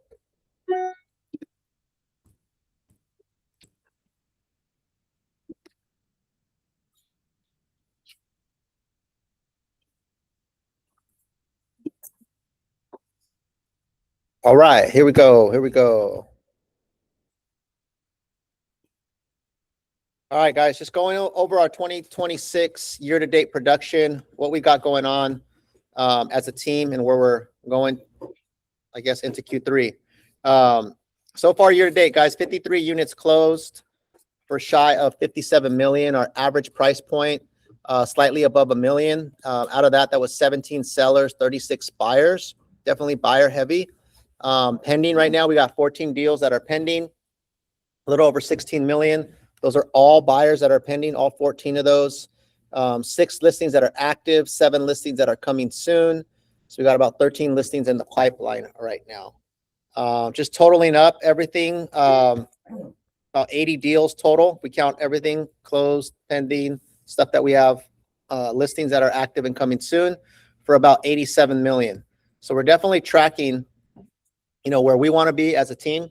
Out of that, guys, our business right now is about 75% buyers, 25% sellers, right? So that's something we'll talk about in a minute. I always look at, I always track kind of what we did year over year. So you can see like back in 2017, when we were a very, very small team, we had just a handful of people, 34 million in sales for that year. And that number started to grow. 2021, right after COVID, that's kind of where we hit our peak, 206 deals, 180 million. 2022 was our best year, 206 million in sales. And then it's kind of come down, and now we're kind of trying to swing back up again. So that's what we've been tracking every single year. Our total reviews, guys, from Zillow, we track these 583 Zillows. We have 83 reviews on Zillow right now, 205 on Google. Our goal for the year is to get to 600, to cross that 600 mark on Zillow, which we definitely have time to do, and to get at least 250 on Google, which at our Day at the Park event, we usually pick up a lot of reviews. We have people leave us reviews at those. So overall, guys, I mean, the reviews is something big, guys, that I just want to make sure you guys are talking about consistently. I mean, if we add our total reviews, that's what, 780, almost 790 5-star reviews that we have. And so that's something you definitely want to leverage when you're out there talking to clients, sellers, and stuff like that. Because that kind of, what do you call that? When people acknowledge you publicly, right? Like having reviews online, that's really what helps you win more clients, right? It's not just what you're saying, it's what are other people saying about you and about your teams, right? So really, really proud of that, guys. That helps us get a lot of business, not only win business, but also get referrals coming in and people that land on our site. And I think if you're joining our team, you definitely got to leverage that, right? Even though you may not have 800 or whatever reviews we have, you got to leverage that you're part of a team that has these type of reviews, right? And this is the type of support. And I also recommend that you're getting reviews on every single transaction. And remember, each transaction minimum, you get husband and wife can write a review, right? Separate reviews. On top of that, I know I believe Zillow allows you to get a review even if you didn't close a transaction, but you gave great experience to a client. Yeah. Right. So keep that in mind. Well, if you're a newer agent or you haven't built up your reviews, well, make sure you're maximizing that opportunity when you close, but also maximizing when you're doing a buyer consultation, when you're creating value, you're asking for that review. Because just like your clients are consumers, and we all look at reviews before we do anything, right? So you want them to be able to pull up your name and see some type of interaction. Yeah, I think it's important that you point that out, guys, right? Like, yeah, we have a lot of reviews as a team, but be intentional about getting reviews on your own. I can't tell you how many clients I've had contact us because they found us on Google, they found us on Zillow, they saw our reviews, that led to a conversation, that conversation led to a deal, right? Yeah, you're one of them, right? Oh yeah, great example. Yeah. Talk about that really quick. That's actually a great example. Please share that. Yeah, last year a real estate investor. I had 2 properties I was trying to sell. At least one of them was in San Jose, and I had a real good offer. It fell through because the agent was not keeping up, and I had to go look for somebody else. And I was really struggling, and that night I went through every review on Zillow, and Zillow kept bringing up Enrique's name and how many he had closed, and kind of gave me the confidence to reach out to him. And I did it overnight, and he was awesome. They got back to me next day morning, and I showed him the place, and before we knew, we were selling it. Yeah. And here I am today. There you go, right? That's a perfect example, guys, right? I met Savvy through her finding us online and looking at our reviews, helped her sell her property in San Jose, right? And then that turned into another listing, which we helped her sell her property in Santa Cruz, right? And we stayed in touch. And then Savvy's like, I think I want to get into real estate on the sales side. And I was like, all right, well, let me know when you're ready. Then she calls me and she was like, hey, pass my license, ready to join the team, And so us being intentional many, many years ago about collecting reviews, because we're playing the long game, guys. We're not just playing the short game, right? We're playing the long game. We want to keep this thing growing and building. That's something that was one of our rocks for the quarter, right? Is like, hey, let's start really building out a system to get reviews. And then that turned into now over 700. almost 800 reviews, right? So perfect. I'm glad you shared that. Okay. Going into where our business is coming from, guys, this is always great to look at because sometimes we think certain things are working and certain things are not. But it's good to see where the business is coming from because then you know where to double down on, right? Or you know maybe where you need to step it up on if you want to get more business from that source. Agent generated business, guys. Out of all the deals that we went over that we have in our pipeline, right? There's about 80 or so. 26 deals that are closed and pending, and 3 that are active or coming soon listings. A total of 29 deals came from agent generated activities, right? Either referrals or past clients, right? I would count agent generated as also open houses. So if you guys are working open houses, that's you guys going out there and generating business. We got 3 deals from open houses, referrals from other agents, right? Building relationships with other agents. We got another deal there, right? So 29 here, 3 and 4, that's what, 33 deals out of the 80 that came directly from agent generated activities, right? Our biggest one right now is Zillow, right? 32 deals closed or pending, 8 listings that are active or coming soon. We got a total of 40 that came from Zillow. Cash offer, we had this cash offer thing we were doing. We got 1 deal closed from that. Our website, people just coming directly to our website and sending a message, hey, I'm looking to buy or sell. 2 deals from that. Ylopo, we're running ads with Ylopo, PPC. We're starting to build that. We got 2 deals off of that. Zillow lending, these are old Zillow leads that were in our pond. We got a deal off of that. And then Redfin, we had a partnership with Redfin. That kind of slowed down, but we still got a deal. That lead was still in our pond. We rehashed it and closed the deal, right? So it's good to see where things are coming from, right? Obviously, agent generated is probably the biggest source, and Zillow and agent generated. Those are the 2 biggest sources, right? That we're tracking here. 41% of deals came from agent generated activities. That means you guys went out there, stayed in touch with friends, family, or marketed yourself on social media or hosted an open house. You guys went in there and got the deal, right? 41% of the deals. 59% of the deals came from team generated leads, right? So if we put all those other sources that the team provides, it's about 59% of the deals are coming from opportunities you guys get from the team, right? And then this stat right here is just 50% of all deals came from Zillow. So what does this mean for our business? This is something I want to talk about, right? What do you guys take from this, right? I'm curious about your opinion. When you guys see where the deals are coming from, what the percentages are from agent generated activities versus team, and then also how much of that is actually Zillow. What are your thoughts on this? Do you guys think this is a good spot to be in? Do you guys think there needs to be some improvement? Do you guys think there needs to be some focus on other things? What are your thoughts and why? Curious to who has some thoughts on that. Oh, John. I think ultimately we want to rely less on Zillow.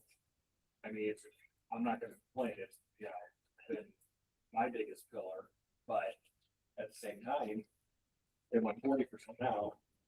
It happens when they want 50. Yep. Mm-hmm.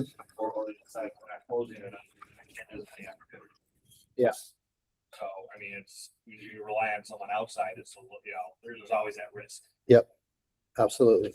George, you had your hand up. Yeah, very, very similar to John with that. It's like if 50% of our deals are coming from Zillow and Zillow could take that away at any point, what would we be left with? So ideally that should be lower. I mean, it's a good starting point for people, but it should be just a starting point. Yeah, absolutely. Good insight. V, did you have your hand up?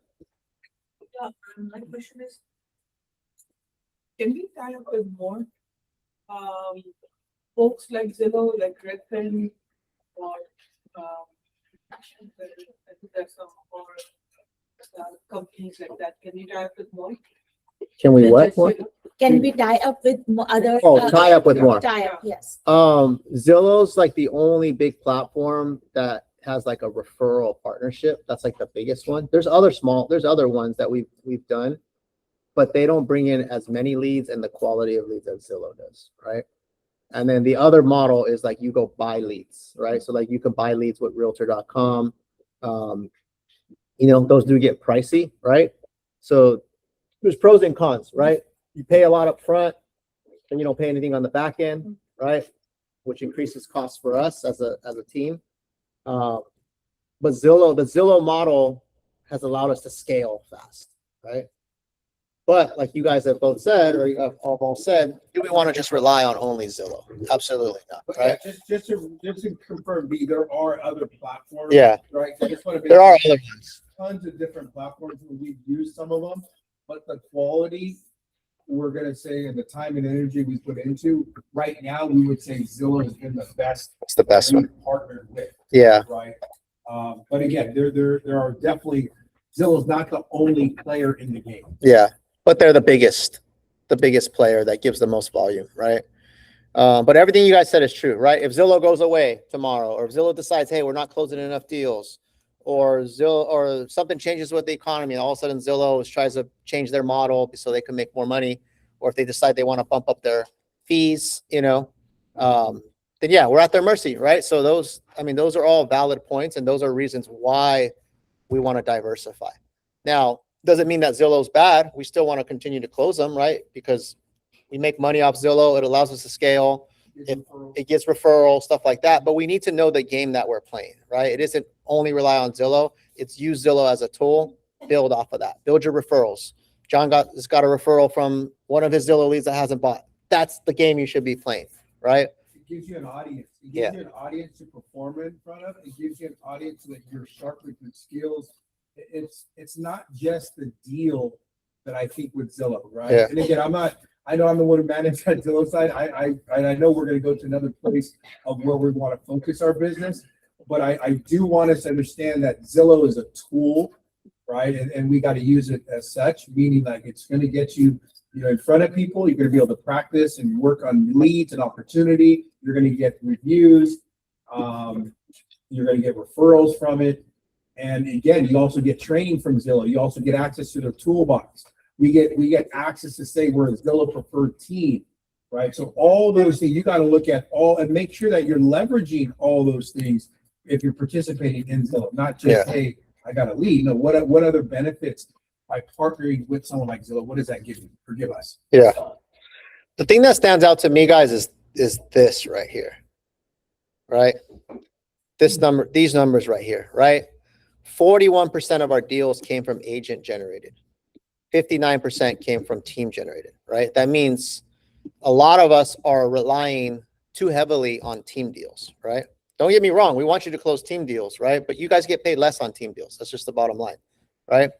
For us as a company, just FYI, we don't make more on team deals because by the time we pay the referral fee and stuff like that, the company actually makes around the same, whether you do a deal from team or from a team generated lead versus you go out and get the deal on your own, right? To us, it's a wash. It's plus or minus here and there, right? But for the agent, if you're only relying on Zillow deals and you're at a lower split and Zillow's taking a referral fee, the agent's making less, right? Unless you're doing like 5 a month, like John or something, right? Like you get to a point, right? So there is a point where you can scale that, right? But we just need to understand that we can't only rely on the team giving us leads, right? And that's something we're going to talk about a little bit more as our focus. But that's something I really want to point out to you guys is if you're only banking off of what the team gives you and you're not out there doing your own prospecting or open houses, you're going to get to a point one day where you're like, man, I closed these deals, but I didn't make as much as I could have. And we've had that conversation with many agents over the years, right? But just remember, that's it. You have control over that, right? You have control on what you focus on, right? And so we'd rather you have a balanced business, right? Where you're doing some Zillow, you're doing some open houses, you're doing some prospecting. So you have multiple pillars working for you. And in the end, your income continues to scale. So just understand that, guys. We'll move on from there. Yeah, we're going to circle back to that a little bit later. Alliance. Let's talk about Alliance. All right, guys. So for our team on the mortgage side, we've closed year to date 26 units for a little over 21 million. Currently have about 8. Can you scrub? Yeah, we have 8 pending. for 6.5 million. Average loan is about 820. And we have Steve, myself, Lisa, and David, and now we have Latrice we're adding to our loan department. Yeah, Steve closed 9 deals, 2 pending. I closed 8, 4 pending. Lisa, 2, 1 pending. David has 7 closed, 1 pending. On the mortgage side, we're also competing, guys. We're competing for your guys' business, right? You guys are real estate agents. You guys have access to ZHL, Zillow Home Loans. So again, what we're continuing to try to do is continue to provide value to our real estate agents in this quarter. And what I mean by that is being accessible, being available to you guys, making sure that you guys have access to us on the weekends, in the evening, so that we can help you guys push that deal or get pen to paper with some of your buyers. Also, we also can help you with your sellers. So if you're going on a listing appointment and you need to understand what your seller is going to qualify for after they sell, get us involved, guys. Get us involved. It just makes you look that much better when you, as a real estate agent, you're not just there to sell their home. You're actually going to run the finances so that their next move, you can have that in order for. Right. So for us on the mortgage side, leverage us. I know a lot of times people will reach out to me directly. What I would recommend is Slack. We have, very, very, very good loan officers that probably have a little more time than I do. So if you message them, they will respond. They can meet with your clients. I'll give you guys a quick example because I know we got to move on. But I had a call with one of Robert's clients, and I was busy. I was on the call. I was able to, tell the client who I was, got him the application within minutes, got him pre-approved, sent over he wanted three scenarios. But his feedback was I was a little too fast and I didn't spend enough time with him. So again, what I did was I brought Steve in, and Steve went in there and took the time to spend with them. So the moral of the story is you guys have 5 loan officers. Yes, I can make it happen for you guys, but definitely leverage the agents that are on our team. Yeah.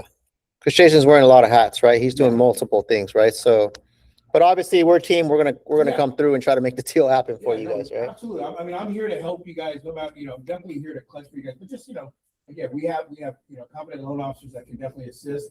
On our you can see the deals that we have. We have 57 came from, I would say, from the loan officers. 57% of the ones we closed. 43% came from the team generated leads. We have close to 200 5-star reviews on our lending side. So again, when you guys are referring us out, we do have a track record of success. And if you need to book a one-on-one with one of the loan officers, if you want to understand, I know Matt talks about wanting to get education. If you guys want to be educated on the mortgage side, more than willing to go ahead and jump on a 20-minute call with you, explain to you exactly how it works. I know we've done some training before, but again, if you want some more in detailed training, pull us aside. We're more than willing to do it. If you want us to join you on a call with your clients, more than willing to do it. I know me and Shelly have done it before. So again, guys, definitely leverage us because it benefits you guys. Absolutely. Okay. I'm gonna skip this part. What are we focusing on for Q3, right? So in the past, when we've done like these game plans of what we're focusing on, I feel like we've made them too complicated, right? And more that we do this, we just try to simplify, right? Like we have told you guys, pick a couple things that you want to work on in the quarter, and that's how you're going to implement them at a deep level. So this is our observation based off where we're at and what our goals are. This is our observation of what we need to focus on, right? So where we stand, the summary, right? 53 closed, 56.9 million, the 14 buyers and pending, the 13 listings that we have going on, 50% of the business from Zillow, 41% agent generated. So here's what we know, right? We're closing a lot of buyers, right? We're definitely closing a lot of buyers, and that's working. We're going to continue to do that. But listings also brings in more business, right? So we want to continue to build our listing inventory around that so that we're not just relying on the Zillows and the stuff like that, right? When you get a listing creates other opportunities. You get buyers that come into the open houses. You get the neighbors that you get to go door knock and talk to. You get to promote the listing on your social media and stuff like that, which helps you generate more agent generated business, right? So listings definitely have multiple things that can come from it. So we want to continue to grow both of those. This year, what is our goal for this year, right? Based off the projections that we have, we got about 71 million right now in the pipe, right? That's the closed, pending, and the listings that we have that are on the market and coming soon. At the bare minimum, guys, 130 million is what we're trying to close. But I really think we can hit 150 million if everyone pushes, right? If just pacing what we've paced at, we should be landing somewhere close to that 130. But I'm not here to just pace, right? Just keep, we want to push a little bit, right? Especially right now, right? Like Q2 and Q3 are typically the quarters where we generate the most business, right? So this is where we all got to roll up our sleeves and do our part. Every single one of you guys filled out that sheet, right? And said, hey, this is what I commit to for this quarter, number of deals. If everyone just does that, we will blow past these numbers, right? I don't even know. I'll pull up the numbers in a second. We'll just tally them up. But if everyone just does their part for their individual goal, we will crush 150 million easily, right? So 130, that's like the bottom line. 150 is really where we're trying to stretch to, right? So what does that mean? What do we need to do? So for this next quarter, we need to close about 30 deals for the next quarter, right? Which is definitely doable. That's like 10 a month, right? I think that's low, but really what I'm focusing on is the under contract, right? The under contract is going to set the tone for this quarter and stuff that pushes into the next quarter, right? So I'm not really focused on the closing. I just want to focus on what stuff are we putting in the pipeline, the new deals under contract, the listings that go pending, the buyers that we put under contract. Also this quarter, we want to try to add at least 15 new listings, right? Keep the buyer escrows closing and then start to stack those listings on top. Agent generated business. We're at 41%. This is what I told you guys earlier, right? That means that what that means to me is that we're not out there marketing ourselves enough, right? We're too reliant on Zillow.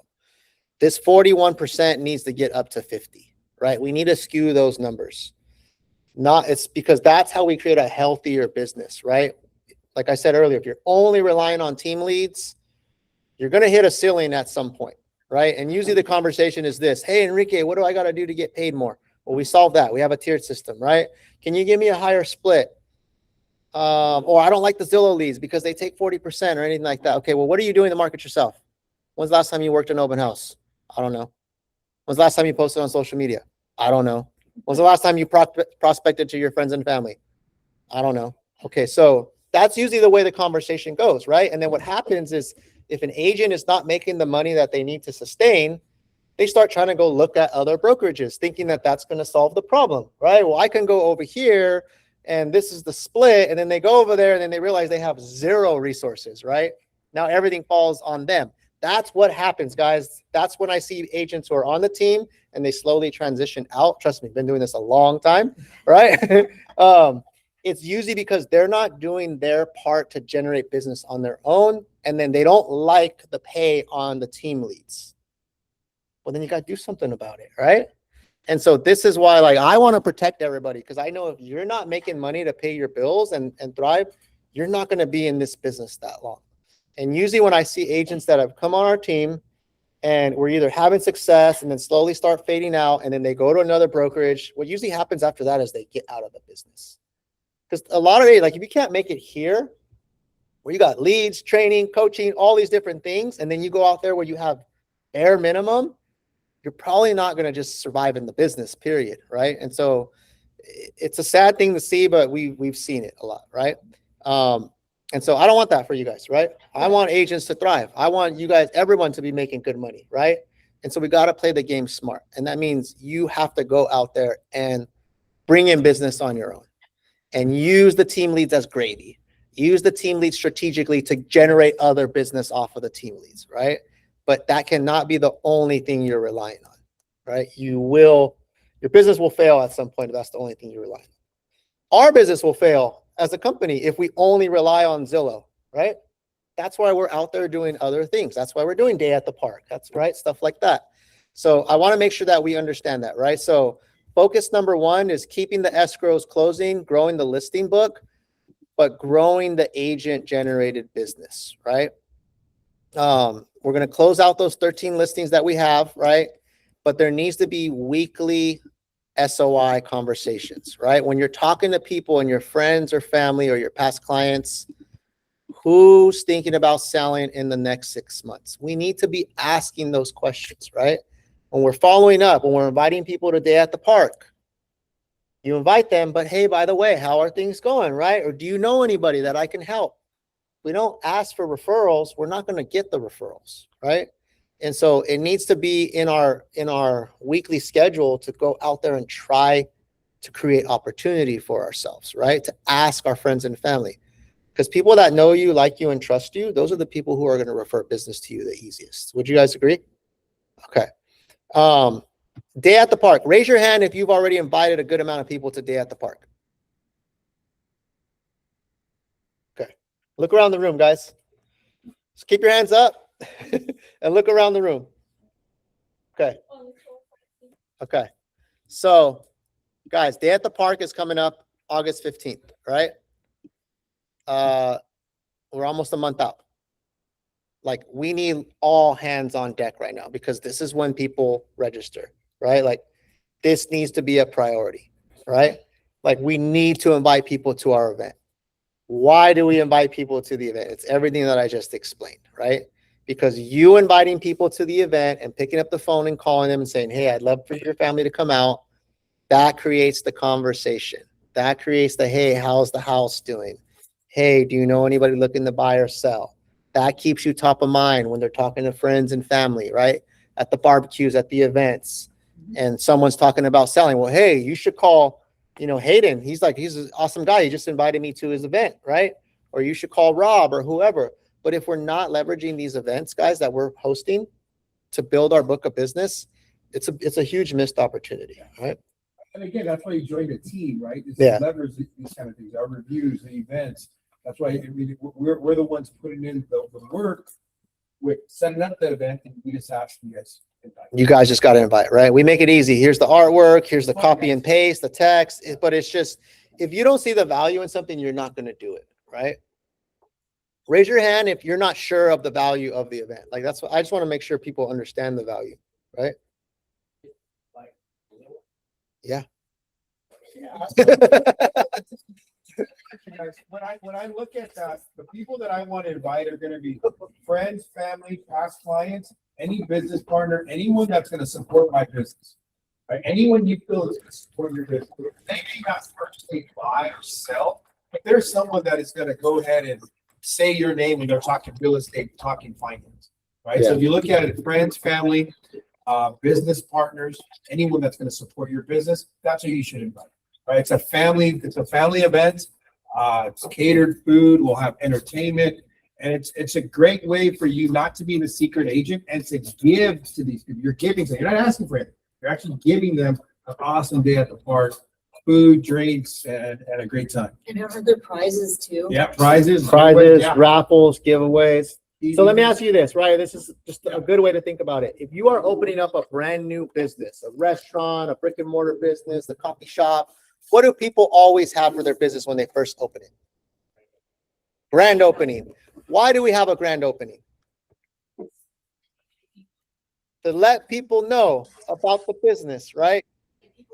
To get people excited about it, to word of mouth, get the word out, stay top of mind. Our events are like having a grand opening twice a year. That's what it is. We do a summer event and we do a holiday event. It's like the grand opening of your business every single year, right? We don't only do it once when we first open the business, we do it every year because we want to keep people coming back. We want to create community, right? We want to create fans. We want to create followers. We want people to look forward to the next event because when they look forward to the next event and they know who you are, they're going to also look forward to referring you people, right? When someone's thinking they're buying or selling, hey, you got to go to my guy, Tuan. Like, this guy's awesome. He's not only a great realtor, but he does these awesome events. He always stays in touch. I feel like I'm part of his community, right? He's not always just trying to sell me a house. He's actually just looking out for me. He's being a value. He's being a resource. That's what the events are for, right? We've been doing these events for, Need the email link about the event. we have everything. It's all in Slack. So if you guys pay attention in Slack, it's all there, guys, right? Like, we'll send it again. We'll continue to send that. Again, you know, that's something that we're really good at. We're really good at being consistent, right? We have our quarterly meetings, we have our Tuesday meetings, we have the day at the park. This is something that has built our business for the past 20 years. And what we're doing today is really illustrating, showing you guys what we've been doing for our business, how we're attacking these 3 areas of our business this quarter, so we can see that number change from 40% to maybe 50% on the team generator. Yeah. Right. So I want you to understand, we're doing the same things we're telling you guys, right? We're going to be inviting agents. We're going to be inviting loan officers, family, friends, anyone that's going to support our business. It doesn't, our escrow right here. We got Brandon, right? I think it's important to understand this is how you build a real business, right? It's not just, okay, I'm going to make a transaction. No, you may call someone, it might not be a transaction, but now you're top of mind. So now you're planting that seed. So when they may know someone that may want to buy, sell, or have questions, you're the person to do it. So relationship business, guys, right? Can we share it on Instagram? 100%. Yes. You should invite, because remember, not everyone is going to show up, right? But you should invite as many people you're connected with, right? You want to be the mayor of your circle, right? Hey, I'm having this awesome event. It's an event we throw out for the community. It's a free event, prizes, stuff like that. Get your tickets before they sell out. We're capped at 300 RSVPs, right? We hit that last year, 300. Now people were hitting me up after, hey, can I still come? Yeah, just show up, right? There might not be no more tacos, but show up, right? Get in the raffle. So yeah, 100%. Everybody you know, right? People that you think either could be referral partners, people who can buy or sell down the line, or people who just support your business, friends, family, parents, brothers, sisters, uncles, aunts, right? The ones that are going to vouch for you when it's time to say, who do you know that's a good realtor, right? This is our way of giving back. And the great thing, guys, is how much does this cost you guys? How much are you guys putting in on this? 0. 0. So if you were to replicate this event on your own, you would spend at least $15,000 because that's how much we spend. It costs about 15 grand to run this event, right? As it gets bigger, it's going to cost more, right? You guys pay 0. You guys just need to promote the hell out of it, right? So does everyone understand why we do the events now? It's clear. Okay. Mm-hmm. Where I live, but listen to why and think it would be a really good idea just to have the people, my sphere of influence people to just come and have a day to just hang out in a different location. Yeah. Obviously, where they've never been, I've never been. So we'll be experiencing it all together. So thank you for explaining. 100%. So that's a great point you brought up, right? What if it's too far, whatever. Remember, the fact of you just calling to invite somebody, that's the magic. Hey, you took the time to call me and invite me. I feel included. I feel invited. Maybe I'm out of town. Maybe I can't make it. Maybe it's too far. Maybe you could even say that, hey, I know it might be a little far for you, but it's going to be an awesome event. It might be worth the drive. It's in the South Bay, right? I wanted to at least include you because you're one of my top people. Oh, sorry, Latrice, we're actually out of town, but you know what? Thanks so much for inviting me. Like, that's awesome for you to even think of me. You just scored some brownie points with that person. Now when it's time to buy or sell, I'm gonna call Latrice because she's over here like helping me out, inviting me to stuff, right? That's called building a relationship, right? Have you guys ever been invited to a party and you couldn't make it? All the time. But did you feel nice that you got invited? Yeah, for sure. Like that's the magic. So some people will not show up, but while you're on the call, hey, by the way, how's the market right now? They usually start asking you those questions, right? Next thing you know, you're like on a buyer consultation, right? Or you're coming to talk about selling their house. That's just it's the way it works, right? It's a reason to stay in touch. Okay. I know we're spending a lot of time on that, but I want to make sure you guys understand the value because because once you understand the value, then you'll know why you need to do it. If you don't know why it's valuable, then you're not going to do it, right? Okay. So we're going to push, right, strong for especially this week, right? Now people are back from out of town, stuff like that. Now it's time to think about the event in a little over a month. The listing skills, right? To take more listings, we're going to do more training on listings, right? So that's something we're going to start introducing more, training on listings, making sure everybody knows how to handle a listing presentation, how to qualify sellers. Also, that opens up for more listing opportunities. When we get listing leads, if we have more people who are qualified to handle them, then we can just distribute those to those people. We talked about open houses and marketing yourself. Those need to be part of the game plan, right? Absolutely need to be part of the game plan. We already explained why. And it's really quick. I know we're running Yeah. out of time, but I want to really emphasize the open houses because that's where I see that our agents can gain some ground immediately. That can transition. Have you seen how many we closed? I don't know if you go back up really quick, Enrique. Very minimal this year. 3. Open house 3. So if we really focus this quarter, you focus as an agent saying, hey, listen, I want to move away from, all the team leads. I want to focus on only self-generated. Open house is a low-hanging fruit. That means Saturday and Sunday are the days you need to work, right? And not only Saturday, you can work Friday nights at an open house, right? Yeah. So again, I want you guys to understand that's where you can take your business. If you're not having a lot of opportunity right now, start putting it on your calendar. Yep, 100%. Focus number 2, guys, Tuesdays for prospecting, right? We need to get back to getting people in here to prospect on Tuesdays, right? I know we have some people that show up. There's a handful, but we're doing prospecting session every Tuesday before our meeting from 10 to 12 or so, 10, 11:30. Right before the meeting, we're in here on Tuesdays. We're doing a little bit of role play. We're prospecting. We want to leverage that Tuesday time, right? Some of you guys aren't here in the office every day, but if you're going to come to the office, come on Tuesday, come at 10, get some calls in, have a good meeting, and then go about the rest of your day, right? But we want to get more people in here on Tuesday. So we're going to start coming up with some more creative ways to encourage people, whether it's contests, whether it's have coffee or bagels or something in the morning. But I would love to see everybody rally around the Tuesday time, at least on Tuesdays, right? Get in here. I would love to see the room like this packed on a Tuesday, right? And everybody's making calls and it's noisy in here and we're booking appointments. That's how we're going to build that momentum, right? Because it's in the beginning of the week, right? You start setting appointments, you set the rest of your week up, right? And you guys might be calling different things. Some of you guys might be trying to book a open house for the weekend. Some of you guys are calling sellers, buyers, follow-up boss, whatever that might be. It doesn't matter, but just get in here on Tuesdays, right? So we're going to keep pushing that because once again, that leads to also more agent-generated business, right? So the Tuesdays you're going to see a strong push.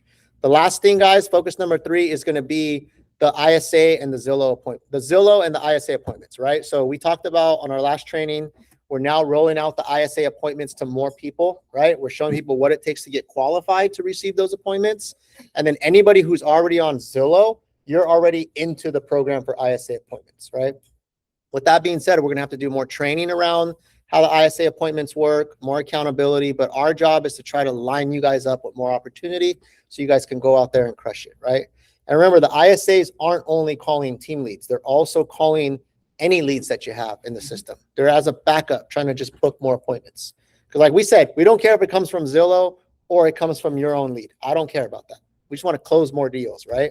So we're helping you guys with that.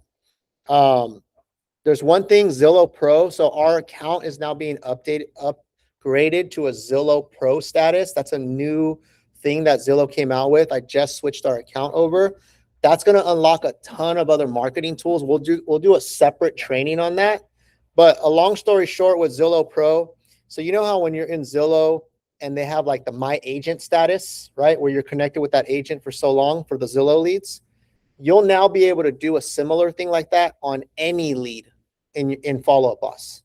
Your SOI leads, your open house leads, you'll now be able to send them a request, like a friend request almost through Zillow. And if they accept it, you now unlock all the AI insights for that lead. So if that lead, let's say you met them at an open house and they accept your invite, you can now see everything they're doing on Zillow. There's all these marketing campaigns that kick in. You can see when they're searching, what they're searching for. So it basically takes all the Zillow tools you get from the Flex leads and it opens it up to every single lead that you have, right? So it's really cool. The whole point is to help us close more deals. You don't have to pay Zillow anything on those leads. They don't become Zillow leads. They actually are going to charge us a fee to have this program eventually. Right now they're running a pilot where we get to test it out. But the goal is like this just helps us create more deals. And then it's a no-brainer to keep this Zillow Pro status going, right? Also, our profile now looks different. So when you land on our profile on Zillow, it has like enhanced marketing things. It stands out from every other Zillow profile. It says a Zillow Pro status. There's all kinds of things. We'll do more of a training, but I want to at least give you guys just a sneak peek of that. And we'll host a specific training just for that. Bottom line, guys, we're closing buyers. We're building listings. Appointments are flowing to the agents who earn them. We want to keep those escrows closing, growing the listing book, and using those Tuesdays as, you know, time for us to come together and prospect. That's how we're going to set ourselves up for a great quarter. A couple of just initiatives, right? We already talked about Tuesdays. We're still going to continue to do contests, right? Like monthly contests and stuff like that. We have the day at the park coming in. Team outings, right? Some of you guys were at our last team outing. We're going to keep those going, like at least every other month, have some sort of team outing where we all go out and hang out somewhere. And then in the fall, also, we're going to have another client event right before the holidays where we do the family photo events. I just want to put that on your guys' radar. So we got a lot of things that are coming up, guys, over the next quarter to keep our business booming. I think that's it. We'll get the contest winners. I gotta track it. Contest winners. It will be announced in Slack today before the day's over, right? Yeah. Okay. I know we're over time, guys. I appreciate you guys' patience. Really quick, I need 3 volunteers. What was your biggest takeaway from today? Biggest takeaway from today? I know we went over a lot of stuff. What stood out? A lot of clarity in what I want to do next, like the goals. I think that's good. A lot of clarity. You gain some clarity on where you got to go, right? What you got to focus on next. Whoa. I don't know what the hell Thank happened. you, nice hard clap. Thank you for the. What is that? Oh, is that like a little thing that, okay, I don't know what happened. Throw them out there, guys. What was the biggest takeaway, right? Just throw them out there. Shout them out. What was your biggest takeaway? Anybody for today? It's just taking a pause and reflecting what happened in the first of the year and what better you can do it. Try to. Excellent. So more clarity, right? Where you stand and where you got to go. Anybody else have anything that stood out? There's so many options. So many opportunities, right? How do you grab them, right? You focus on a couple of things and just go deep in those couple of things, right? Definitely. Anybody else? Quick takeaway. What was your takeaway? What stood out to you? What's one thing? I know there's a bunch of things, but what's one thing that you're like, okay? That people that are working full time are actually making deals happen, and that's very inspiring. Oh, who's that? Okay, sorry, 2 people. Oh, hold on, Sonia. I think it's just the goals. I know we have monthly goals, but just hitting those top goals is really stood out to me.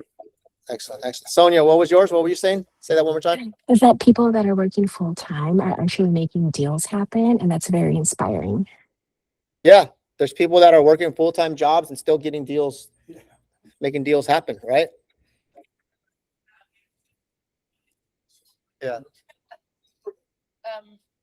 Taking stock of what it is that you want to do or want to adjust, but actually putting it in your calendar as time. Like, not just what you want to do, but how are you going to do it? And then just be consistent with that. Yeah, absolutely. What's that saying, guys? If it's not in your calendar, doesn't exist. You guys ever hear about that? Right?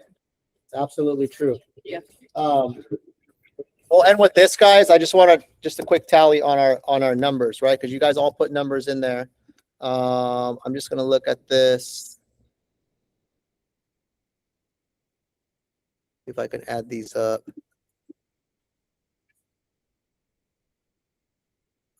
Just let me add them up. Hold on. I don't want to share this whole thing. I just want to add them up. I'm just looking at the numbers you guys committed to for the quarter.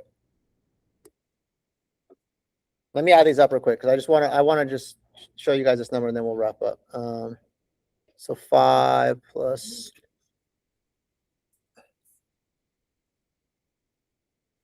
8 plus 2 plus 3 plus 1 plus 7 plus 4 plus 2 plus 7 plus 8 plus 3 plus 1 plus 1 plus 8 plus 4 plus 3, 2, 1, 1, 9, 2, 4, 3, 2, 3, 4, 10, 8, 2, 5, 9. Okay. So when I added up everybody's numbers, right, of what they committed to in the quarter, 132. Right? So I just want to show you guys, right? Like we said, hey, to be on track, we need to get like 50 to 60 deals under contract in the next quarter over the next 3 months. That's like, 15 to 20-ish a month. You guys committed to 132 deals in contract. Right? So I just want to show you guys, if everybody just does their job and just really hones in on what they committed to and says, hey, I'm going to do every single thing I can do to hit that number and take ownership of your personal goal, we will like shatter that goal, right? We'll double it in the next quarter. We'll hit our yearly goal in the next quarter, basically, right? We'll surpass it, right? So I want to just show you guys, right? There's the power in when everybody comes together as a team and everybody that just does their job, right? It's like rowing a boat, right? If everybody's rowing and everyone's just rowing what they should do, like that boat's going to get there a lot faster, right? And so I want you guys to hold on to that, guys. I want you guys to take ownership of that because we have so much opportunity right now, like Dee said. You got, right? We're in the Silicon Valley. Just think about that, right? For some reason or another, you chose to live here, or your parents or your ancestors, whoever brought you here to one of the most expensive places in the world where real estate just booms. You ended up here, right? I don't know if you guys realize that. Like there's other states where the price is like 100,000 or something, right? Your average home out here is like 2 mil, right? Like I mastermind with team leaders and agents in different states, and they laugh. They're like, man, if only I had your price points. They're doing like 10 deals a month themselves, one person, right? Because that's how many they have to do, because they're all like 200,000. You do one and you got a $2 million deal. So I want everybody to understand what sort of opportunity you guys have in front of you, where you got leads, you got the right market, you got the right environment, you got the right people around you, but you have to go all in. You have to truly capture that opportunity, right? And there's people winning on the team. We saw plenty of examples of that. All right, so the time is now, guys. Let's get after it, right? You have anything? No, we're good. Get out. All right, guys. Let's wrap it up.